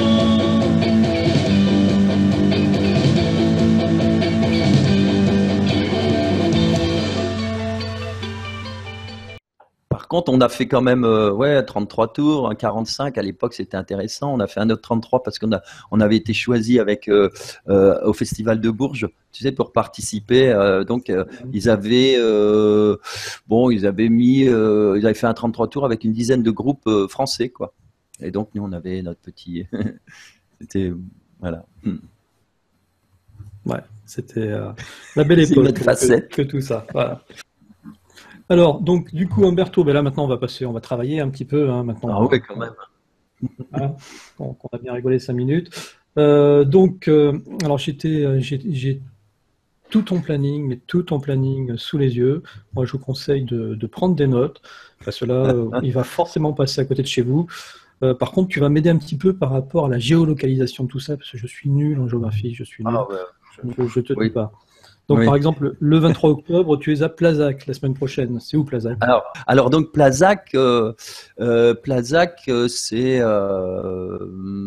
vais devoir prendre le train de Bordeaux, tu vois, et après c'est pas loin de, ouais, c'est sur l'intérieur du pays, quoi. Tu D'accord. vois, j'en sais pas beaucoup plus que toi. Si j'arrive à situer, Côté dans le pays girondin, quoi, on va dire. Voilà, c'est ça. Ok. Bon, vaut mieux que tu saches où tu vas quand même. Hein. Oui, non, je sais où. Puis, tu vois, ce qui m'intéresse surtout, tu vois, c'est le trajet, parce que c'est quelquefois beaucoup plus difficile d'aller en Bretagne, tu vois, que d'aller à Toulon. Tu vois. Toulon, tu prends le TGV, tu y es direct, tu mets du temps, à peu près 5 heures. Mais en Bretagne, parfois, tu dois aller, tu changes de gare à Paris, tu rechanges de gare à Rennes, etc. Et puis, tu mets une journée pour arriver. On va demander à notre bretonne de service. C'est difficile d'aller chez toi, Solène? Non, mais c'est compliqué. C'est compliqué? Bon, alors si tu confirmes. Ouais. Donc, à Plazac, c'est avec l'association Chemin d'éveil. Donc, tu vois, c'est déjà Chemin d'éveil. Bon, ça ouvre déjà. Hein. Le thème de tes conférences, ça sera le même à chaque fois? Non, non, ça change parce que je crois que j'en fais 2. Il faudra que tu sais, je connais pas tout par cœur, donc il faudra que je revoie. Mais j'en ai une, j'en fais 2 et j'en ai une donc sur le nombre d'or et après sur les crop circles. Tu vois, en fait, j'ai j'ai toute une série de conférences. Et sur le nombre, et rien que sur les crop circles, j'en ai plusieurs parce que c'est énorme. Tu peux pas. Il y a tellement de choses, c'est intéressant. Mais en règle générale, la première, c'est plus orienté sur la géométrie sacrée. C'est déjà un gros morceau. La deuxième, c'est beaucoup plus décodage, décryptage, puis symbolique. Et puis la troisième, c'est vraiment l'analyse, donc la symbolique, mais aussi surtout le lien avec ceux qui nous envoient tout ça, quoi. C'est-à-dire ce que j'appelle 333 dans mon bouquin, la connexion. Tu vois? Ok. Alors bon, on continue. Hein. Le 29 octobre, tu es à Limoges. Le 4 novembre, tu es à Métérène. Ça, c'est à côté de Lille, c'est ça? Oui, Métrennes. Alors là, Métrennes, c'est un concept complètement différent. Là. Parce que Métrennes, c'est tout près de chez moi. Tu vois, je mets une demi-heure à peine pour y aller. C'est une salle superbe. Et donc là, j'en ai 8 cette année. J'en ai prévu 8. Enfin, pas cette année, hein, avec 2017. Mais enfin, pour moi, c'est presque. Moi, ce que je compte une année, c'est comme les années scolaires. Tu vois, je suis resté. Ouais. Et donc, mais c'est plus. Là, on découvre l'enseignement des crop circles. C'est-à-dire que là, c'est différent. C'est des gens qui reviennent, etc. Et on y va tout doucement, mais à fond et ensemble. C'est-à-dire que quand il y a une parenthèse ou une question, on ouvre la parenthèse, puis on ouvre encore la parenthèse, et ça ouvre sur plein de choses, parce que les crop circles, c'est pas uniquement parler du phénomène, parler de... Non, le crop circle, c'est aussi c'est quelque chose qui nous touche à l'intérieur, qui touche dans notre vécu, c'est énorme. Donc, il faut prendre son temps. Parce que derrière tout ça, comme je te disais, il y a le tellurisme, il y a la géométrie sacrée, il y a donc le nombre d'or, mais on ne peut pas se permettre de zapper, d'aller trop vite sur tout ça. Il faut prendre son temps. Alors, quand j'ai une petite ville comme Métrennes, là, j'ai fait une expérience et ça a bien démarré déjà, justement, et c'est super. Donc, on se retrouve ensemble. Il y a des gens qui reviennent parce que c'est jamais la même chose. Mais ceux qui viennent pour la première fois, de toute façon, c'est un peu comme un fractal. Tu as quand même tout dedans, tu vois. Je sais pas si tu arrives à voir l'image. Je vois l'image. Fractal, en fait. Ensuite, tu viens pas très loin de chez moi en Normandie, le 20 octobre sur Le Havre. Oui, avec Colette, c'est l'association L'Éphémère. C'est donc très connu depuis longtemps. D'accord. Alors c'est bien les associations parce qu'elles ont fidélisé des gens, ça marche bien, ça marche par réseau et donc c'est intéressant parce que t'arrives, pas besoin de faire trop de publicité, t'as déjà beaucoup de monde, c'est bien. Ensuite, on attaque sur la Bretagne, quoique Vannes, oui, c'est en Bretagne, c'est ça? Donc, Oui, le 24 à Vannes, c'est ça. le 25 à Brest. À Le Saint-Brieuc 26 à Saint-Brieuc. et à Nantes le 27. Et Alors, à en Nantes, fait, le 27. Ouais, en fait, j'ai quatre en suivant. Alors là, c'est parce que j'en avais une à Nantes le 27 avec aussi une association. Et il y a quelqu'un que je connais là-bas sur la Bretagne, enfin qui m'avait déjà fait venir il y a de ça quelques années. Il a eu envie de faire une petite tournée là, de trois villes. Et donc, il a réussi à trouver ça et à coller ça juste avant Nantes. Ce qui fait que je coince mon programme sur 4 jours. Je fais 4 conférences, 4 jours, 4 villes. Et ça, c'est super. D'accord. Brest-Saint-Brieuc, on se rapproche de chez toi, là, Solène, non? Brest, oui. Ah, c'est ça, C'est dans le guide. Ah, bah, tu vas bien aller faire un petit coucou à Humberto. Humberto le 25. Tu vas passer par les loges. C'est cool. Tu iras en représentante officielle de Miasme TV avec une pseudo-carte de journaliste. Ça va être génial. Comme ça, tu Voilà, pourras on va l'interviewer faire sur place. Je peux participer d'après. Alors après, on passe au mois de décembre. Oui, parce que là, on est au mois de novembre hein, pour, Oui, on termine là. pour la Bretagne. Ouais. Pour terminer l'année, donc 1er de décembre à Genève. Oui, alors là, c'est quelqu'un qui est venu avec moi en vacances. Enfin, je dis vacances, hein, parce que c'est toujours la période de vacances et puis c'est vraiment extraordinaire. En Angleterre, donc sur les crops pendant une petite semaine. Et il a organisé deux conférences là-bas à Genève. Donc, ouais. Donc voilà. J'ai déjà mes billets de train. Hein. Là, tu vois. Ah oui, il faut être organisé. Quand je vois tout ça, il faut être organisé. Ouais. Le 4 décembre à Lille, le 10 tu repasses à Métrenne, le 18 à Ardelot. C'est où Ardelot? Alors Ardelot, c'est sur la côte, c'est pas loin du Touquet. D'accord. Je sais pas si, voilà, tu vois, c'est Côte une d'Opale. ville avant le Touquet. Voilà, la côte d'Opale, les falaises, la mer. C'est ça. Très sympa comme coin. Le 6 janvier, Métrenne, ça y est, on passe en 2017. Le 8, Villeneuve d'Ascq, donc pas très loin de chez toi, si j'ai tout compris. Le 15 à Douai. Alors Douai, ça me parle, mais je localise pas. Alors Douai, c'est dans le nord. Hein, c'est du côté des mines. Douai, c'est Lens, Douai, Cambrai. D'accord, on est toujours dans le nord. Okay. Ouais, dans les mines. Ensuite, le 20 janvier, tu passes à Troyes. Ouais. Le 4 février, à Périgueux. Bah, vas-y, tu fais... Voilà, on fait grand écart. Le 5, Cahors, qui est une très belle ville. Ouais, le 6, on s'est arrangé pour faire les deux, tu vois, parce que c'est pas très loin finalement, Cahors de Périgueux. D'ailleurs, c'est pas très loin de Plazac non plus, tu vois. Tout ça, c'est un peu... voilà. Ouais, c'est dans le Lot. Voilà, le Lot. Le 6 à Bruay. Bruy-la-Bussière. Ouais, c'est où Bruay? C'est pareil, hein, c'est du côté de... C'est Pas-de-Calais, du côté de Cambrai, du côté de... Tu vois, c'est un peu plus... C'est plus bas. C'est toujours... les mines aussi. Hein. Ok, dans cette zone-là, on va dire, je sais plus le nom, là, ils ont trouvé les Hauts-de-France. Ah oui. Ah oui, ça y est, maintenant c'est les Ouais, Hauts-de-France. Laisse tomber, dans le Hauts-de-France. On va pas s'habituer, nous, à ça. Non plus. Allez, ensuite, on passe au 4 mars 2017. Tu seras à Amiens. Le 5 à Lens. Près du stade Bollard. Ça s'appelle l'espace Bollard. Donc c'est facile à trouver parce que c'est pas loin du grand stade Bollard. Ensuite, le 18 à Orange. Le 26 à Ardelot. À Donde c'est Ardelot? Ouais, Ardelot, j'en fais une deuxième. C'est normal, hein, je fais une première. Bah oui, c'est près du Touquet, là. Je fais la deuxième. Ah oui, j'ai posé la question, oui, excuse-moi. Parce que ça m'arrive justement Alors, quand c'est pas très loin, c'est possible, tu vois. Par contre, à Orange, bon, ben, voilà. Ouais. Mais j'y suis déjà allé une paire de fois, hein, j'aime bien Orange. Ensuite, tu repars du côté de Dunkerque, le 9 avril. Ouais.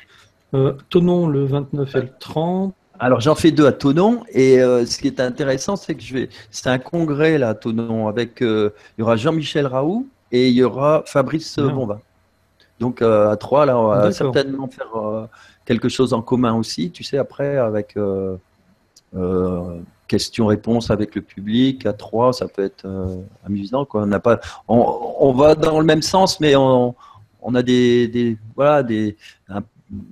méthodes divergentes, puis on se complète. En fait, là, de plus en plus, je me rends compte que c'est ça. On est tous un petit morceau de puzzle, tu vois. Et ce qui est intéressant, c'est voilà, petit à petit, tout ça, ça s'arrange et ça forme des choses très intéressantes. C'est ça. Donc on finit par le 13 mai Alors, à le Cluse. Oui. Alors là, je sais pas trop, mais je sais que bon, c'est dans les Alpes. Hein. C'est ça. Et c'est Le encore 20 loin mai. pour moi. Oui, là c'est super loin. Bordeaux. Bordeaux. Bordeaux. Le 29 juin, Toulon. Et Toulon. 7 Et là, j'ai avril, tu arrêté. organises Voilà. J'ai arrêté de voyage. noter parce que. Ouais, T'organises j'ai un arrêté de voyage. noter parce que. Ouais. Et alors oui, bien sûr, parce que c'est intéressant ça aussi. Et c'est quand même. Là, par contre, il y en a qu'un ou deux par an. Cette année, j'ai eu la chance d'accompagner deux groupes. Donc là, c'était super. Il y avait un groupe de 30. Et puis le deuxième groupe, c'était avec Anne Boudin. Il y avait 50 personnes, dont 30 Italiens. C'était pas mal. C'était vraiment. Ça devait être Ah oui, sympa. Bon, on essaiera Super. de suivre sur notre agenda pour les voyages, pour ceux à qui ça intéresse. De toute manière, tout est aussi inscrit sur ton site, ou presque tout. Hein, Lumière Alors Radio. oui, tout sera détaillé parce que bon, moi je fais les mises en page et les infos, tout ça au fur et à mesure. Évidemment, je m'arrange pour avoir quand même pour prévenir au moins 30 jours avant. Enfin, là, je suis un petit peu en retard. Et donc sur le site, il y a tout ce qu'il faut. Hein, voilà, il y a toutes les infos. Il suffit d'aller donc sur Crop Circle, enfin Cercle dans la nuit. Mhm. cercledanslannuit.com et puis conférence et voilà, et il y aura toutes les précisions au fur et à mesure. Voilà. De toute manière, il y a le nom de ton site qui est juste derrière toi sur la fiche que l'on voit bien. On arrive à la lire dans la nuit. Oui, on la lit très très bien. Ok, Ah, bah, eh ben, c'est écoute, super. tu as quand même un programme super chargé entre ça et tes passages sur nos chaînes amis. Voilà, Ah ouais, tu chômes pas. j'adore. Oui, j'adore. Et puis oui, s'il y a s'il y a des télévisions là, je sais pas comment vous appelez ça, des conférences, des vibra-conférences, comment vous faites ça? Quel est le terme le plus des vidéoconférences? C'est quoi le terme? Oui, des vidéoconférences, des web TV. Vibra-conférence, c'est Des web, vraiment. Web TV, Web TV, ouais, d'accord. Ouais, donc s'il y en a qui ont envie de faire quelque chose sur une émission sur les Crop Circle, j'adore, et puis on y va. Hein, je suis très disponible maintenant. T'es open, bon, mais c'est cool, ça va faire plaisir à Open, ceux à fond. qui. Bon, en tout cas, Umberto, je te remercie de ta disponibilité d'être passé ce soir. Mais on te souhaite plein de courage pour tout ce marathon des conférences UFO et Crop. Et puis on te souhaite C'est plein de bonnes que du choses. bonheur, hein. Bah oui, Bah mais oui, on voit ça. C'est vrai que t'as pas l'air malheureux du tout comme garçon, c'est clair. non, en plus, on rencontre des tas de gens, des belles personnes, et puis c'est des moments, voilà, c'est des beaux moments de partage, et surtout aussi, je vais dire quelque chose quand même là, c'est important.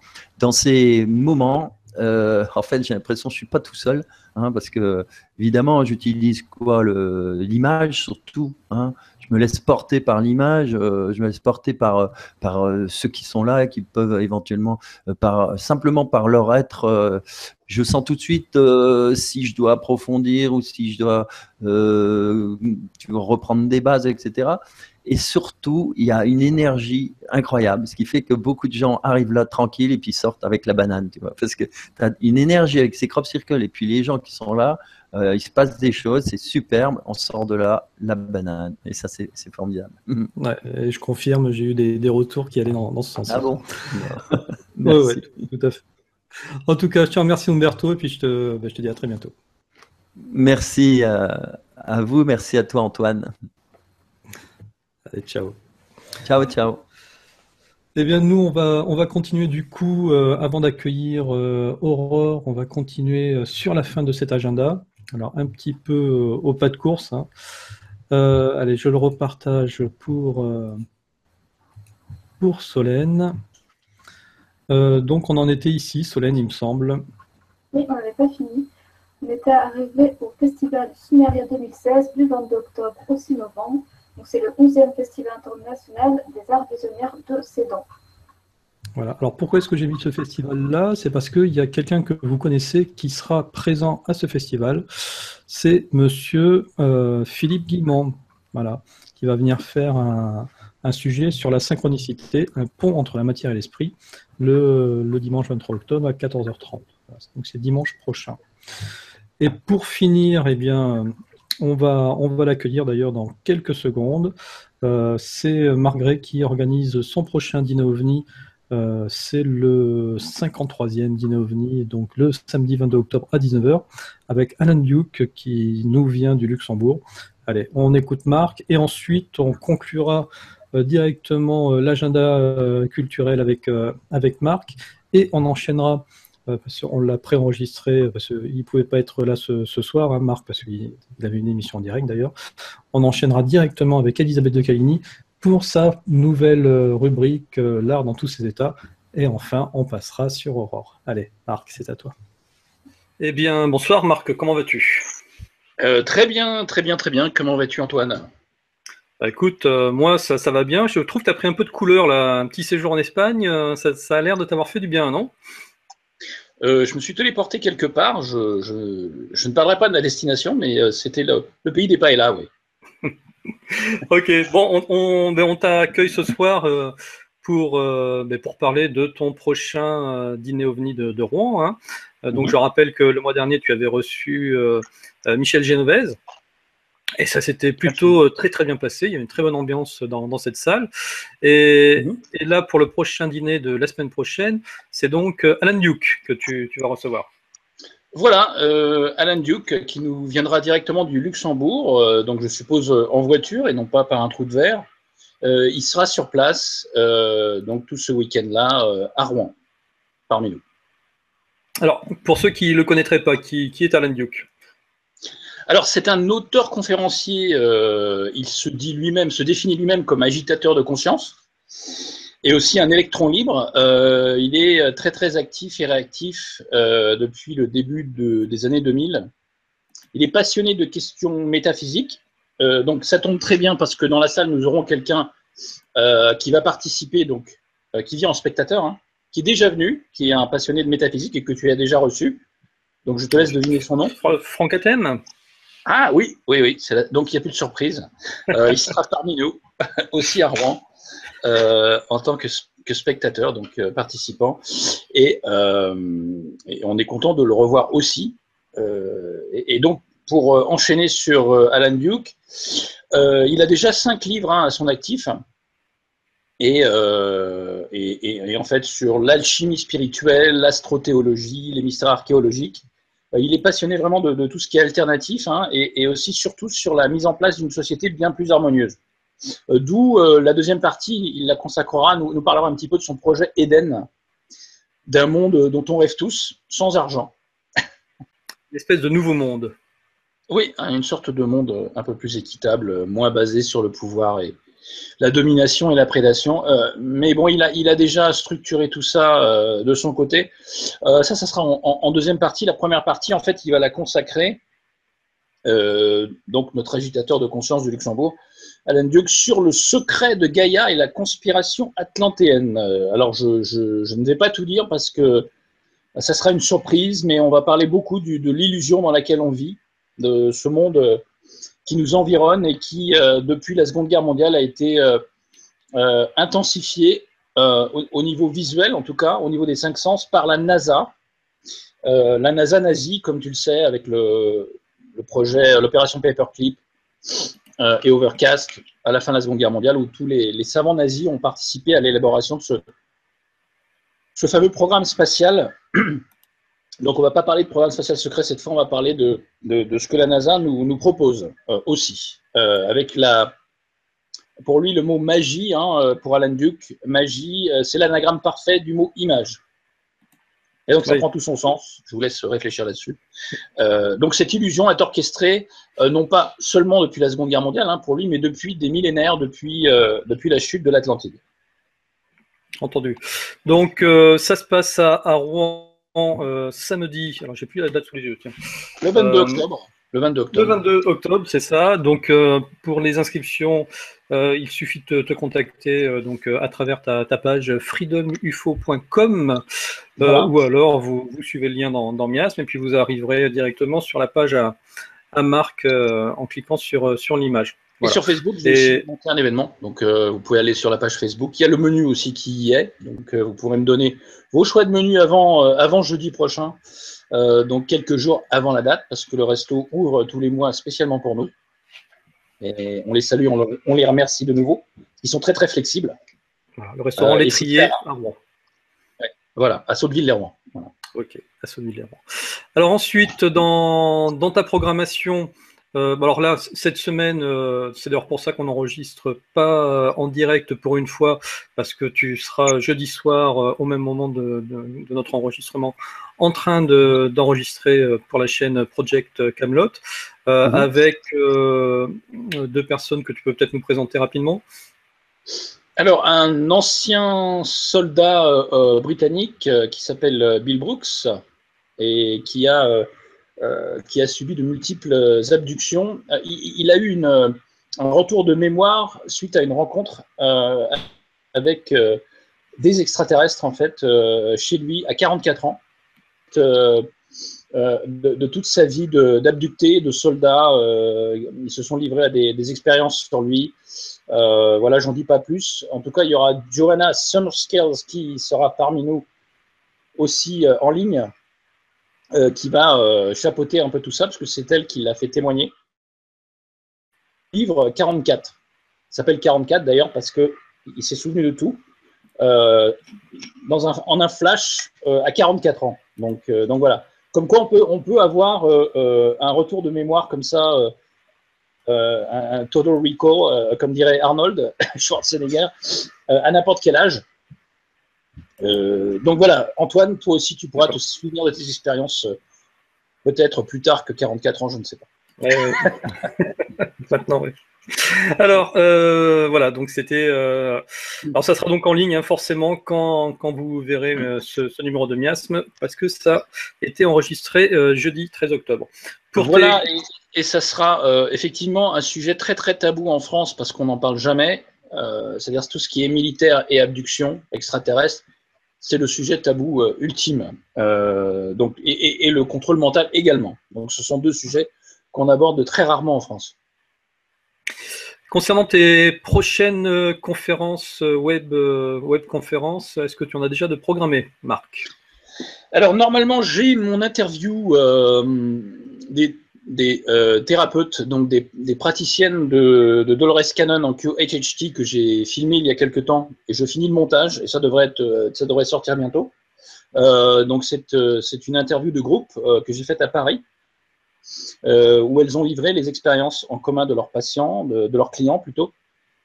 Donc ça sera très intéressant sur l'hypnothérapie, sur l'hypnose régressive de Dolores Cannon. Et également, je dois interviewer Frédéric Surin très prochainement. On a déjà toutes les questions en place. On doit faire un petit topo, tantôt d'ailleurs, donc dans le passé, pour cette interview. Donc voilà. C'est qui Frédéric Surin? Frédéric Surin, c'est un clinicien hypnothérapeute sur Paris qui suit la méthode de Malanga, de Corrado Malanga, concernant les abductions aussi. Entendu.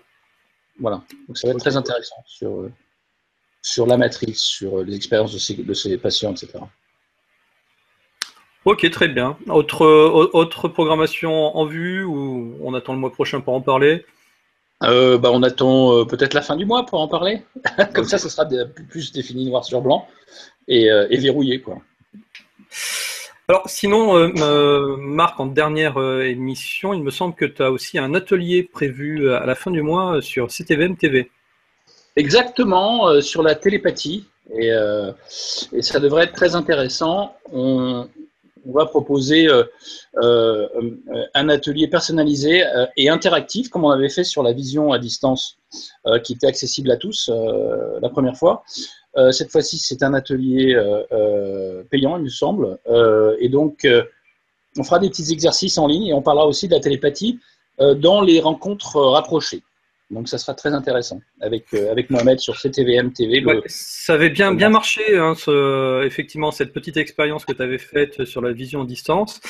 Pour répondre à ta question, oui, les ateliers sur CTVM sont payants, c'est minimum 2 € et après, c'est don du cœur. Vous donnez effectivement ce que vous voulez. Voilà, ça sera le 27 octobre sur la télépathie vue par l'ufologie, par la lorgnette de l'ufologie. Entendu. Bon, bah, écoute, Marc, je te remercie pour ce petit passage express sur Miasme. Je te souhaite une bonne journée et puis on va accueillir Elisabeth qui vient d'arriver. Bonjour Elisabeth. Bonjour, bonjour. Bonjour Marc, comment vas-tu? Salut, ça va très bien. Bon, bah, tant mieux. Je vais vous parler aujourd'hui d'art, vas-y. Et oui, rubrique. Ça y est, aujourd'hui, c'est la première, on va dire, de ta rubrique, l'art dans tous ses états. Alors. Oui, tout à fait. Ben, je voulais présenter, parce qu'il y a des expositions de temps en temps qui sont intéressantes, et je m'étais dit que ça serait une bonne idée d'en parler, d'autant que certaines personnes, certains artistes exposent, ont parfois touché à des choses un peu étranges, voire paranormales ou surnaturelles. Donc, je m'étais dit que c'était une bonne idée. Alors là, il y a une exposition absolument extraordinaire qui se tient à Paris en ce moment, qui est au Grand Palais, qui est consacrée à Hergé. Ça a commencé le 28 septembre. Ça se terminera le 15 janvier, donc vous avez le temps. Et là-bas sont exposées évidemment toutes les œuvres d'Hergé consacrées à Tintin, avec des exemplaires absolument rarissimes, mais également ce qu'il a fait à côté, parce qu'il a fait des pubs. Il a fait des logos, c'est totalement méconnu, et ça, vous allez le découvrir. C'est un événement absolument extraordinaire, parce que le Grand Palais, c'est le temple du conventionnel, de l'art académique. C'est Monet, c'est Chagall qu'on y expose, et bien d'autres. Mais la bande dessinée, jamais. La bande dessinée, c'est un art mineur, je dirais presque. Et là, pour une fois, l'art mineur prend toute sa valeur, elle monte sur le podium avec cette première exposition consacrée à Hergé, et ça me paraît tout à fait naturel, parce que je considère que toutes ces personnes qui font des bandes dessinées absolument extraordinaires ont un talent fou, ce sont de vrais artistes, et il n'y a aucune raison de les considérer comme des artistes mineurs, tout au contraire. Alors pourquoi Hergé, qui est le premier finalement à exposer au Grand Palais? Eh bien tout simplement parce que c'est le plus ancien, c'est le précurseur. Il faut savoir que Tintin, ça a commencé en 1929, hein, première bande dessinée 1929. Il avait 22 ans à l'époque, c'est un petit génie du dessin. Donc c'était tout à fait logique que cet artiste phare de la bande dessinée puisse être exposé le premier. Alors, c'est vrai que c'est dommage parce que les élites intellectuelles et artistiques en France ont du mal. J'espère que, même à Beaubourg, Beaubourg, quand même le temple de l'innovation, où on expose du design, de l'architecture, eh bien, la bande dessinée, quand il y avait eu quelque chose sur Hergé, eh bien, c'était pas mis en valeur comme ça aurait dû l'être. C'était de l'accessoire au principal. Le fond de Beaubourg, ce qu'on appelle le fond, c'est-à-dire les œuvres permanentes qui sont attachées à comment dirais-je, achetées par les musées, il est très mince concernant la bande dessinée. C'est dommage. Alors, par contre, au niveau des ventes privées, si la bande dessinée n'est pas connue encore vraiment par les musées français, au niveau des ventes privées, Hergé explose le plafond. Il a vendu des œuvres de lui, enfin, il n'a plus vendu puisqu'il est mort, hein, mais certaines de ses œuvres se sont vendues à prix d'or. En moyenne, si vous vendez une œuvre aux enchères que vous avez dans vos placards, qui vaille la peine, je ne vous parle pas d'un album qui coûte à peu près 1 500 € si vous l'achetez, mais des œuvres qui sont un peu rares, c'est entre 20 000 et 30 000 €. Ça peut aller plus loin. Je vois qu'une couverture de L'Île Noire a été vendue 800 000 €. Tintin au Tibet, une simple planche, 280 000 €, presque 300 000. Une gouache de Tintin en Amérique, 1,3 million. Le top du top, ça a été une page rare dessinée à l'encre de Chine, partie à 2,6 millions. Je ne sais pas si vous voyez. Donc, il était tout naturel qu'on puisse exposer enfin Hergé dans un grand musée. L'œuvre de Tintin, évidemment, tout le monde la connaît. Ça m'étonnerait qu'il y en ait qui ne la connaissent pas. C'est une œuvre d'aventure. On raconte les aventures d'un petit bonhomme avec son chien qui court le monde. C'est donc de l'aventure. Mais il n'y a pas que de l'aventure dans les œuvres d'Hergé consacrées à Tintin. Il y a également du paranormal et du visionnaire. Visionnaire, vous avez tous entendu parler d'Objectif Lune et de On a marché sur la Lune, qui ont été écrits respectivement en 1953 et 1954. Ça raconte quoi, les premiers pas de l'homme sur la Lune, qui vont arriver finalement 15 ans plus tard, en 1969. Et Hergé a raconté des choses absolument surprenantes. On voit l'évanouissement de Tintin au décollage. On saura que dans les tout débuts de lancement des fusées, il y avait une poussée. Ça n'existe plus maintenant, mais à l'époque, que les astronautes, ils avaient la tête qui tournait, ils s'évanouissaient à moitié. Il va parler également de la gravité de la Lune, qui est 6 fois moins importante que celle de la Terre, et ça s'avérera vrai. Donc, il y a un petit côté Jules Verne chez Tintin, chez Hergé, qui est absolument indubitable. Et alors, pour le paranormal, alors le top du top, évidemment, c'est Tintin au Tibet. Alors, Tintin au Tibet, ça n'a pas été écrit n'importe comment. À l'époque où Tintin au Tibet, un petit peu avant que Tintin au Tibet sorte, notre ami Hergé va pas bien du tout. Il fait une dépression. En fait, il est amoureux d'une autre femme, alors qu'il est marié depuis un moment. Ça l'a complètement mis à côté de la plaque. Il fait de la dépression, il fait des cauchemars, il est complètement dans l'obscurité. Il a même des idées noires et il consulte un psychanalyste. Et le psychanalyste lui dit, écoutez, vous êtes un artiste, vous êtes dans le noir, vous êtes du blanc, dessinez du blanc.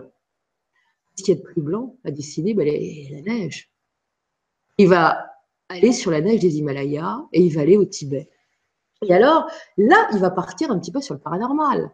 Parce que l'histoire de Tintin au Tibet, c'est l'histoire de Tintin qui, comment dirais-je, se voit appeler plus ou moins par télépathie, une vision prémonitoire, plus exactement, de Chang, son ami chinois, vous savez, le petit bonhomme qui est tout choupinet, des difficultés dans les Himalayas. Et effectivement, là, on va partir sur le Yéti. Le Yéti, c'est la zoologie. Avant l'heure, on va partir sur des choses bizarres qui se passent dans la montagne. Et il ne va pas aller sur n'importe quoi, il va quand même se documenter, parce qu'il se documente beaucoup. Il faut savoir que Hergé est un passionné de radiesthésie, de phénomènes paranormaux et de voyance. Et pour aller sur cette histoire de Yéti, il va carrément se documenter sur les travaux d'un homme qui s'appelle Bernard Heuvelmans, qui est carrément le fondateur de la cryptozoologie. Et c'est comme ça que vous verrez sur les dessins du Yéti, ce Yéti en question qui a été décrit par ce chercheur, a 3 orteils et un gros pouce qui est un petit peu décalé. Eh bien, il y a une documentation à la base, il ne l'a pas fait par hasard. On va parler aussi de voyance, de radiesthésie, on voit un moine léviter. Dans les 7 boules de cristal, ça recommence, suivi du temple du soleil. Alors là, il y va à fond, carrément. Alors bon, qu'est-ce que c'est que cette histoire? C'est l'histoire de 7 explorateurs qui sont envoûtés par une malédiction, celle de Raskar Paquet, et donc il se passe des tas de choses. Et dans le temple du soleil qui va suivre par la suite, eh bien, ça sera la fin de la malédiction. Donc il y a des histoires de radiesthésie. Il y a des histoires d'E.T. également dans l'œuvre d'Hergé, avec le vol 714 pour Sydney, où on rappellera que Tintin reçoit un message de la part d'un envoyé extraterrestre qui communique avec lui en télépathie par le biais d'une antenne faite d'un métal et d'une composition technologique extraterrestre. Donc, il a la capacité aussi, cet envoyé, de reprogrammer les mémoires et puis d'hypnotiser. Donc, il y a quelque chose d'aventureux, il y a quelque chose de paranormal dans l'œuvre d'Hergé. Je vous conseille d'aller visiter cette exposition au Grand Palais, dont je rappelle qu'elle se terminera le 15 janvier 2007, parce qu'il y a des choses merveilleuses à y voir, pour les passionnés de Tintin évidemment, et d'Hergé, mais également pour ceux qui ne connaissent rien, parce qu'on peut avoir lu 2-3 BD, donc on ne connaît pas forcément l'œuvre. Et c'est une œuvre assez complète. Et alors j'en profite, parce que ce matin, je suis allée faire une petite course au village avant de venir, et dans le magasin où j'étais, j'ai vu qu'Ouest France avait consacré un ouvrage spécial sous forme, dans le format bande dessinée à Tintin, et on visitera tous les grands ports mondiaux qui ont été mentionnés dans Tintin. Et je crois que c'est une belle idée, parce qu'on apprend sur tous ces ports en même temps qu'on voyage avec Tintin. Donc, si vous trouvez ça, probablement Ouest France, ça se vend surtout en Bretagne et en Normandie, mais n'hésitez pas, parce que j'ai commencé à regarder, c'est pas mal du tout. Voilà ce que j'avais à dire sur Hergé et son œuvre pour notre première petite rubrique.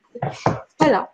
Donc oui, si vous êtes vraiment passionné par Tintin et par Hergé, ce dernier a truffé son œuvre de messages ésotériques, déjà juste en utilisant la guématrie chère à Paul-Georges Sansonetti. Vous allez voir qu'il y a tout un tas d'interprétations à faire. Et d'ailleurs, en parlant de Paul-Georges Sansonetti, moi je vous conseille d'écouter son émission si vous êtes abonné à BTLV, émission qu'il a faite sur Hergé. Hergé est le grand secret du monde.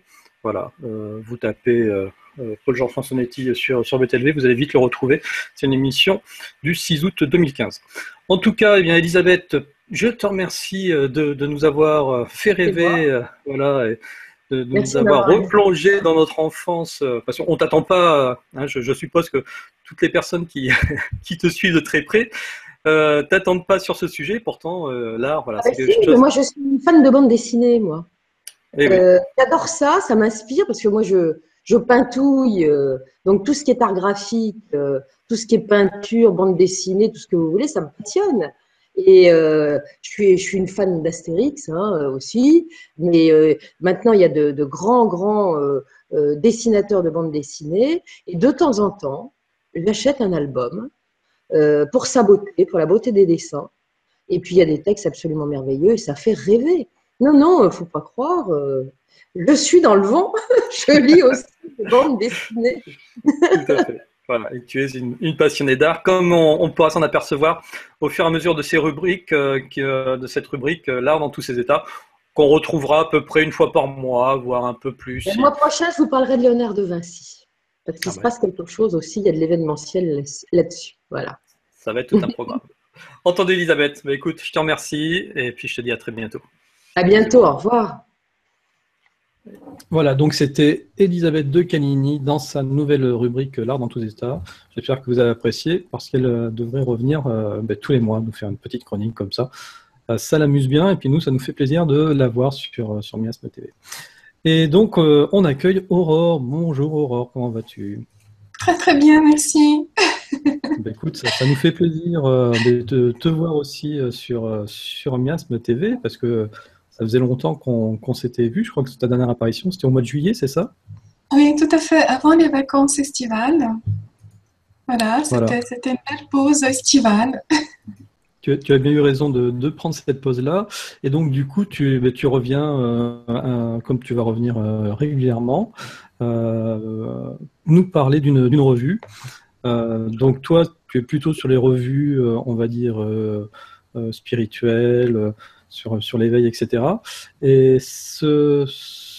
dans ta chronique, tu vas nous parler donc de Happiness, le numéro 20 de septembre-octobre, qui est encore en kiosque. Oui, voilà, tout à fait. Alors, j'avais déjà parlé de ce magazine précédemment. C'est vrai que ce magazine, pour moi, c'est un coup de fou depuis le départ. Cette fois, on a, voilà, comme tu l'as montré là, une magnifique couleur verte pour le thème, le titre équilibre, pour ce magazine numéro 20. Alors, moi, ce qui me plaît aussi beaucoup par rapport à ce magazine, c'est qu'il y a toujours des recettes à l'intérieur où on peut avoir du plaisir à confectionner soi-même. Alors, je ne sais pas si Solène, elle aime bien faire des petites recettes chez elle.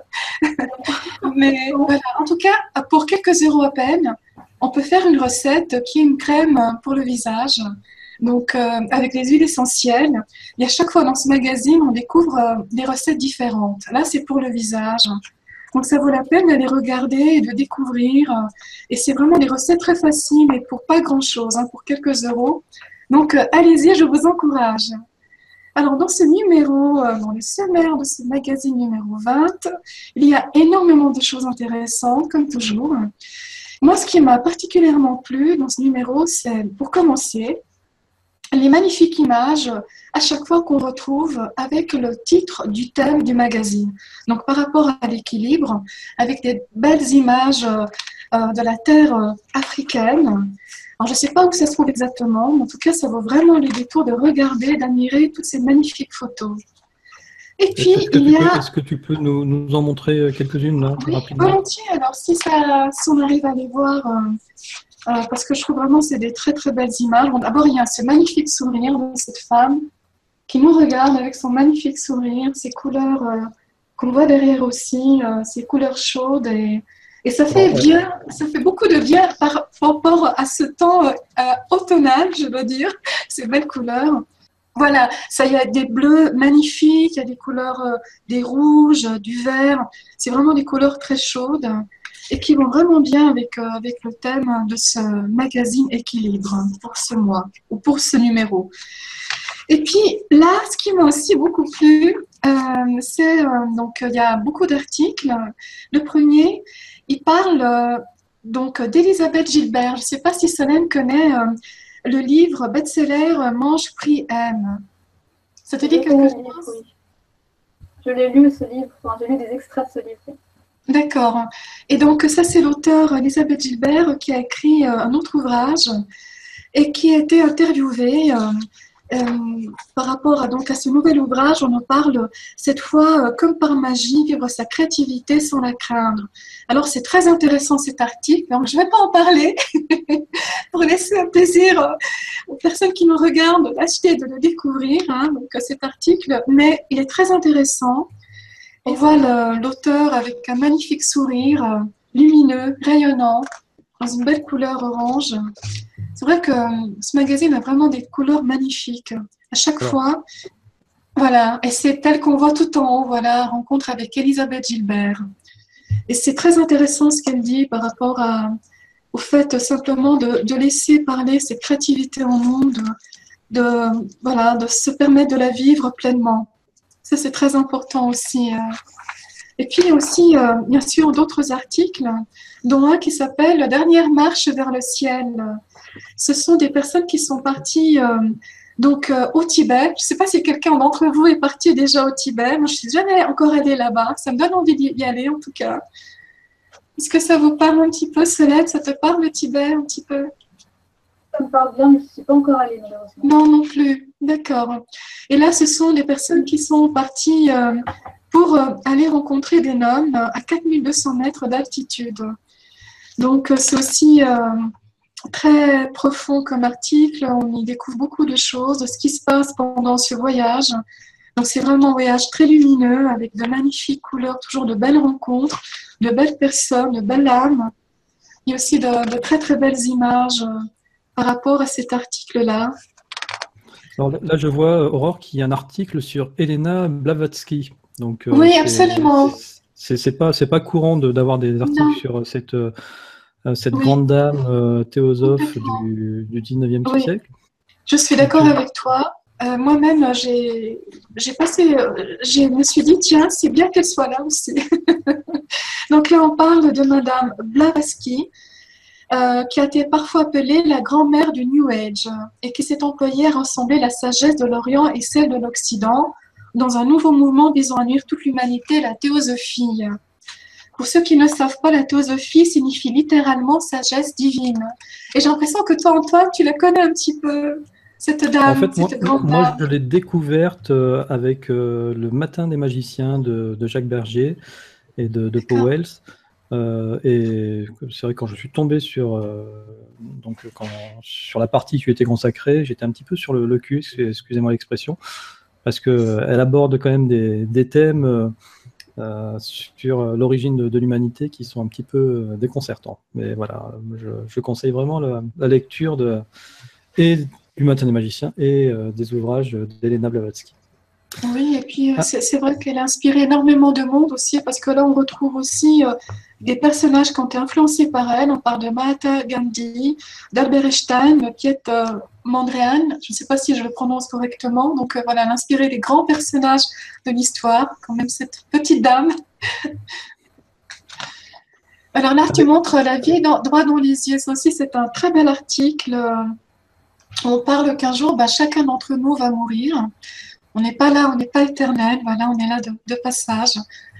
Et c'est vrai qu'il y a un enseignement qui est donné par rapport à ce moment-là où on parle aussi du livre tibétain de la vie et de la mort. Qui l'a lu d'entre vous, le livre tibétain de la vie et de la mort? Peut-être qu'Antoine, toi, tu connais un petit peu? J'en ai lu quelques passages, mais j'ai pas eu l'occasion de le lire en entier.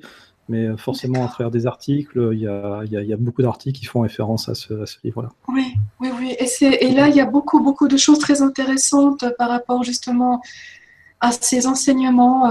Par exemple, de parler de la compassion, réfléchir au sens qu'on veut donner à notre vie, la lumière aussi qu'on veut y apporter. Donc, c'est vraiment très, très beau. Et on parle aussi de l'équilibre. Donc, c'est aussi un très bel article à lire. J'ai vu que tu étais passé sur une autre page. Alors, je suis sur la dernière page, voilà, sur du piment dans votre vie. Et ensuite, on va passer on va accueillir Hervé qui vient d'arriver. D'accord. Et simplement, juste peut-être pour rappeler qu'il y a aussi dans ce magazine toujours des très belles recettes. Et là, on parle de cuisine ayurvédique. Et donc, avec beaucoup de choses très intéressantes et des recettes vraiment pas trop compliquées à faire, avec des ingrédients vraiment très sains pour le corps et pour l'esprit. Et tu sais quoi, j'en ai déjà fait des recettes de happiness, et c'est vrai qu'elles sont assez simples à faire, et puis pas mauvaises. Et puis forcément, il n'y a pas de présence de viande dans les recettes de happiness. En tout cas, j'en ai pas vu. Il y a vraiment, là, à chaque fois que je vois une recette, je vois plat principal végétarien, plat principal végétarien. Donc, c'est toujours des plats principaux végétariens. Voilà, il n'y a pas de viande. En tout cas, voilà, c'était le numéro 20. Pressez-vous, s'il vous intéresse, d'aller l'acheter chez votre kiosque, parce que le numéro 21 sort à la fin de la semaine. Donc, il risque d'être vite échangé. Sinon, après, ceci dit, vous pouvez le commander sur le site de Happiness. Ou par abonnement. Une dernière petite question, Aurore. Comment il s'appelle ton petit copain qui est derrière, là, tout blanc, tout plein de poils? C'est ce que j'allais demander en plus, moi. Et puis,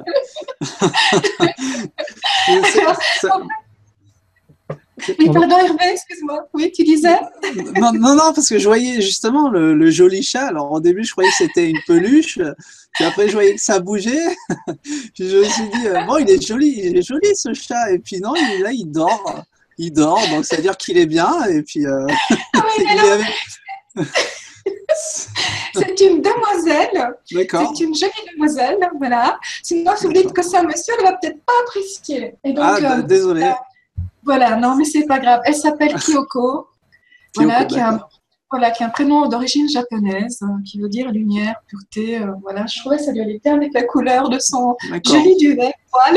Ah ouais, là, elle va pas tomber là. Elle est bien installée. Elle est adorable. En tout cas, vous avez l'air de bien vous entendre. Elle va très bien avec toi.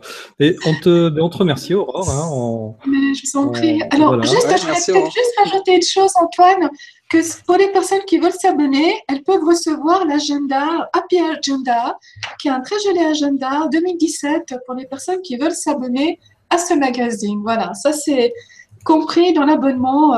Voilà, donc ça vaut la peine de s'abonner pour cette jolie agenda 2017. T'es une vraie attachée de presse pour ce magazine. Il faudrait vraiment qu'il t'embauche chez Happiness. Il y a quelque chose à faire avec toi. Ok. Écoute, Aurore, tu reviens quand tu veux parler du numéro 21 et des suivants. Et je sais que tu voulais aussi nous parler la prochaine fois d'Inexploré.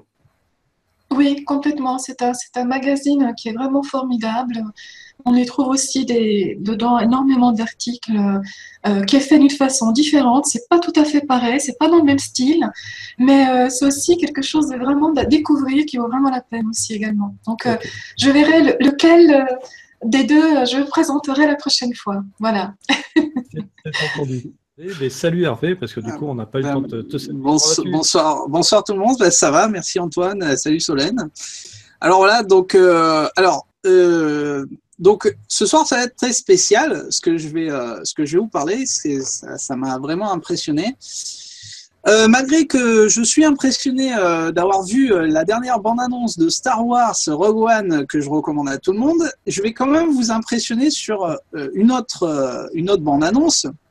Donc du film, alors c'est un film documentaire, pardon, de Nikolaus, donc un Autrichien, qui s'appelle, donc le documentaire s'appelle Homo Sapiens. Donc je vais vous poser une question. Peut-être Solène elle pourra me répondre. Si je te pose la question, Solène, que restera-t-il de nous lorsque l'humanité aura disparu? Qu'est-ce que tu me répondrais? La trace de nos conneries. Ah ouais, c'est un peu ça, ouais. C'est un peu ça. Alors donc c'est ce que le réalisateur Nikolaus essaye de nous faire passer avec ce film documentaire. Donc ce film documentaire est assez impressionnant parce que il est tourné que sur des plans fixes, c'est-à-dire que il a été un peu de partout dans le monde, c'est-à-dire dans des lieux qui ont été abandonnés par les hommes, par les gens, par les habitants. Et donc il a été à Fukushima, il a été à Nagasaki, il a été dans l'ex-Union soviétique et aussi dans quelques endroits en Autriche, des endroits qui étaient habités avant et que maintenant ils sont abandonnés. Et donc il a posé sa caméra et il a filmé des endroits. Il a été dans des endroits, par exemple, qui étaient habités avant. Il a même été dans une centrale nucléaire. Il a été dans des grands stades. Enfin, tous ces lieux sont abandonnés. Et il a posé sa caméra, il a filmé. Donc, ce qu'il a voulu démontrer, c'est un lieu de désolation. Comment ces lieux ont été abandonnés d'un moment à l'autre, hein, parce que on voit très bien, si vous regardez la bande-annonce, on voit très bien que ça a été des lieux qui ont été abandonnés puisqu'il reste encore beaucoup de choses dans ces lieux. Donc voilà, donc je voudrais juste un peu revenir sur le réalisateur, donc Nikolaus Geiralter, donc autrichien, il a produit et réalisé 8 films documentaires jusqu'à aujourd'hui, dont un en 2005 qui s'appelle Notre pain quotidien, qui déjà à l'époque, il dénonçait les dérives de l'industrie alimentaire qui a l'air assez bien filmé dans l'ensemble. Et donc, voilà, cet Autrichien a toujours été dans ce milieu-là de, on va dire, comment, j'ai oublié le nom, la déshumanisation, si je me trompe pas. Et donc, il montre un peu ce qui se passe, voilà, un peu partout dans les industries, dans voilà, l'industrie alimentaire, par exemple, comme je viens d'expliquer, ou par exemple dans ce nouveau film, hein, Homo Sapiens, où on voit ces lieux complètement abandonnés. Donc le film sort le 19 octobre, hein, c'est un film d'1h34. Voilà, que je recommande à tout le monde, qui a l'air vraiment sympa. Alors bien sûr, ça n'a pas été filmé comme ça au hasard, hein. Il a mis sa caméra dans des endroits très spécifiques où il apporte, où en fait il veut montrer au public donc une image de désolation, mais en même temps dans certaines images, dans certains plans, on va dire, on voit par exemple la lumière du soleil qui passe entre les fenêtres, ou à un moment on voit c'est dans une église, ou à un moment on voit c'est dans des anciens parcs d'attractions complètement abandonnés, où on voit un dinosaure qui est complètement couché. Donc il essaye de mélanger tout ça, en fait, de donner une image au public qui est, on va dire, de désolation, mais aussi de renouveau. hein, on va dire, comment la nature reprend le dessus, en fait.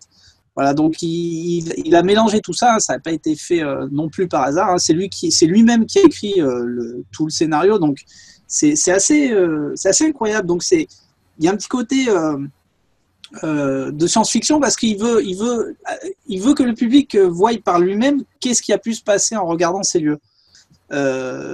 C'est un petit côté planète des singes, en fait. Oui, c'est ça. Donc, tout à fait. Ok. Donc, ça s'appelle Homo sapiens. C'est un film de Nikolaus Giralter. En tout cas, j'ai été très content de partager cette nouvelle émission avec vous et avec vous tous. Je vous donne rendez-vous dès la semaine prochaine pour le numéro 27. Et puis, passez une bonne semaine et portez-vous bien.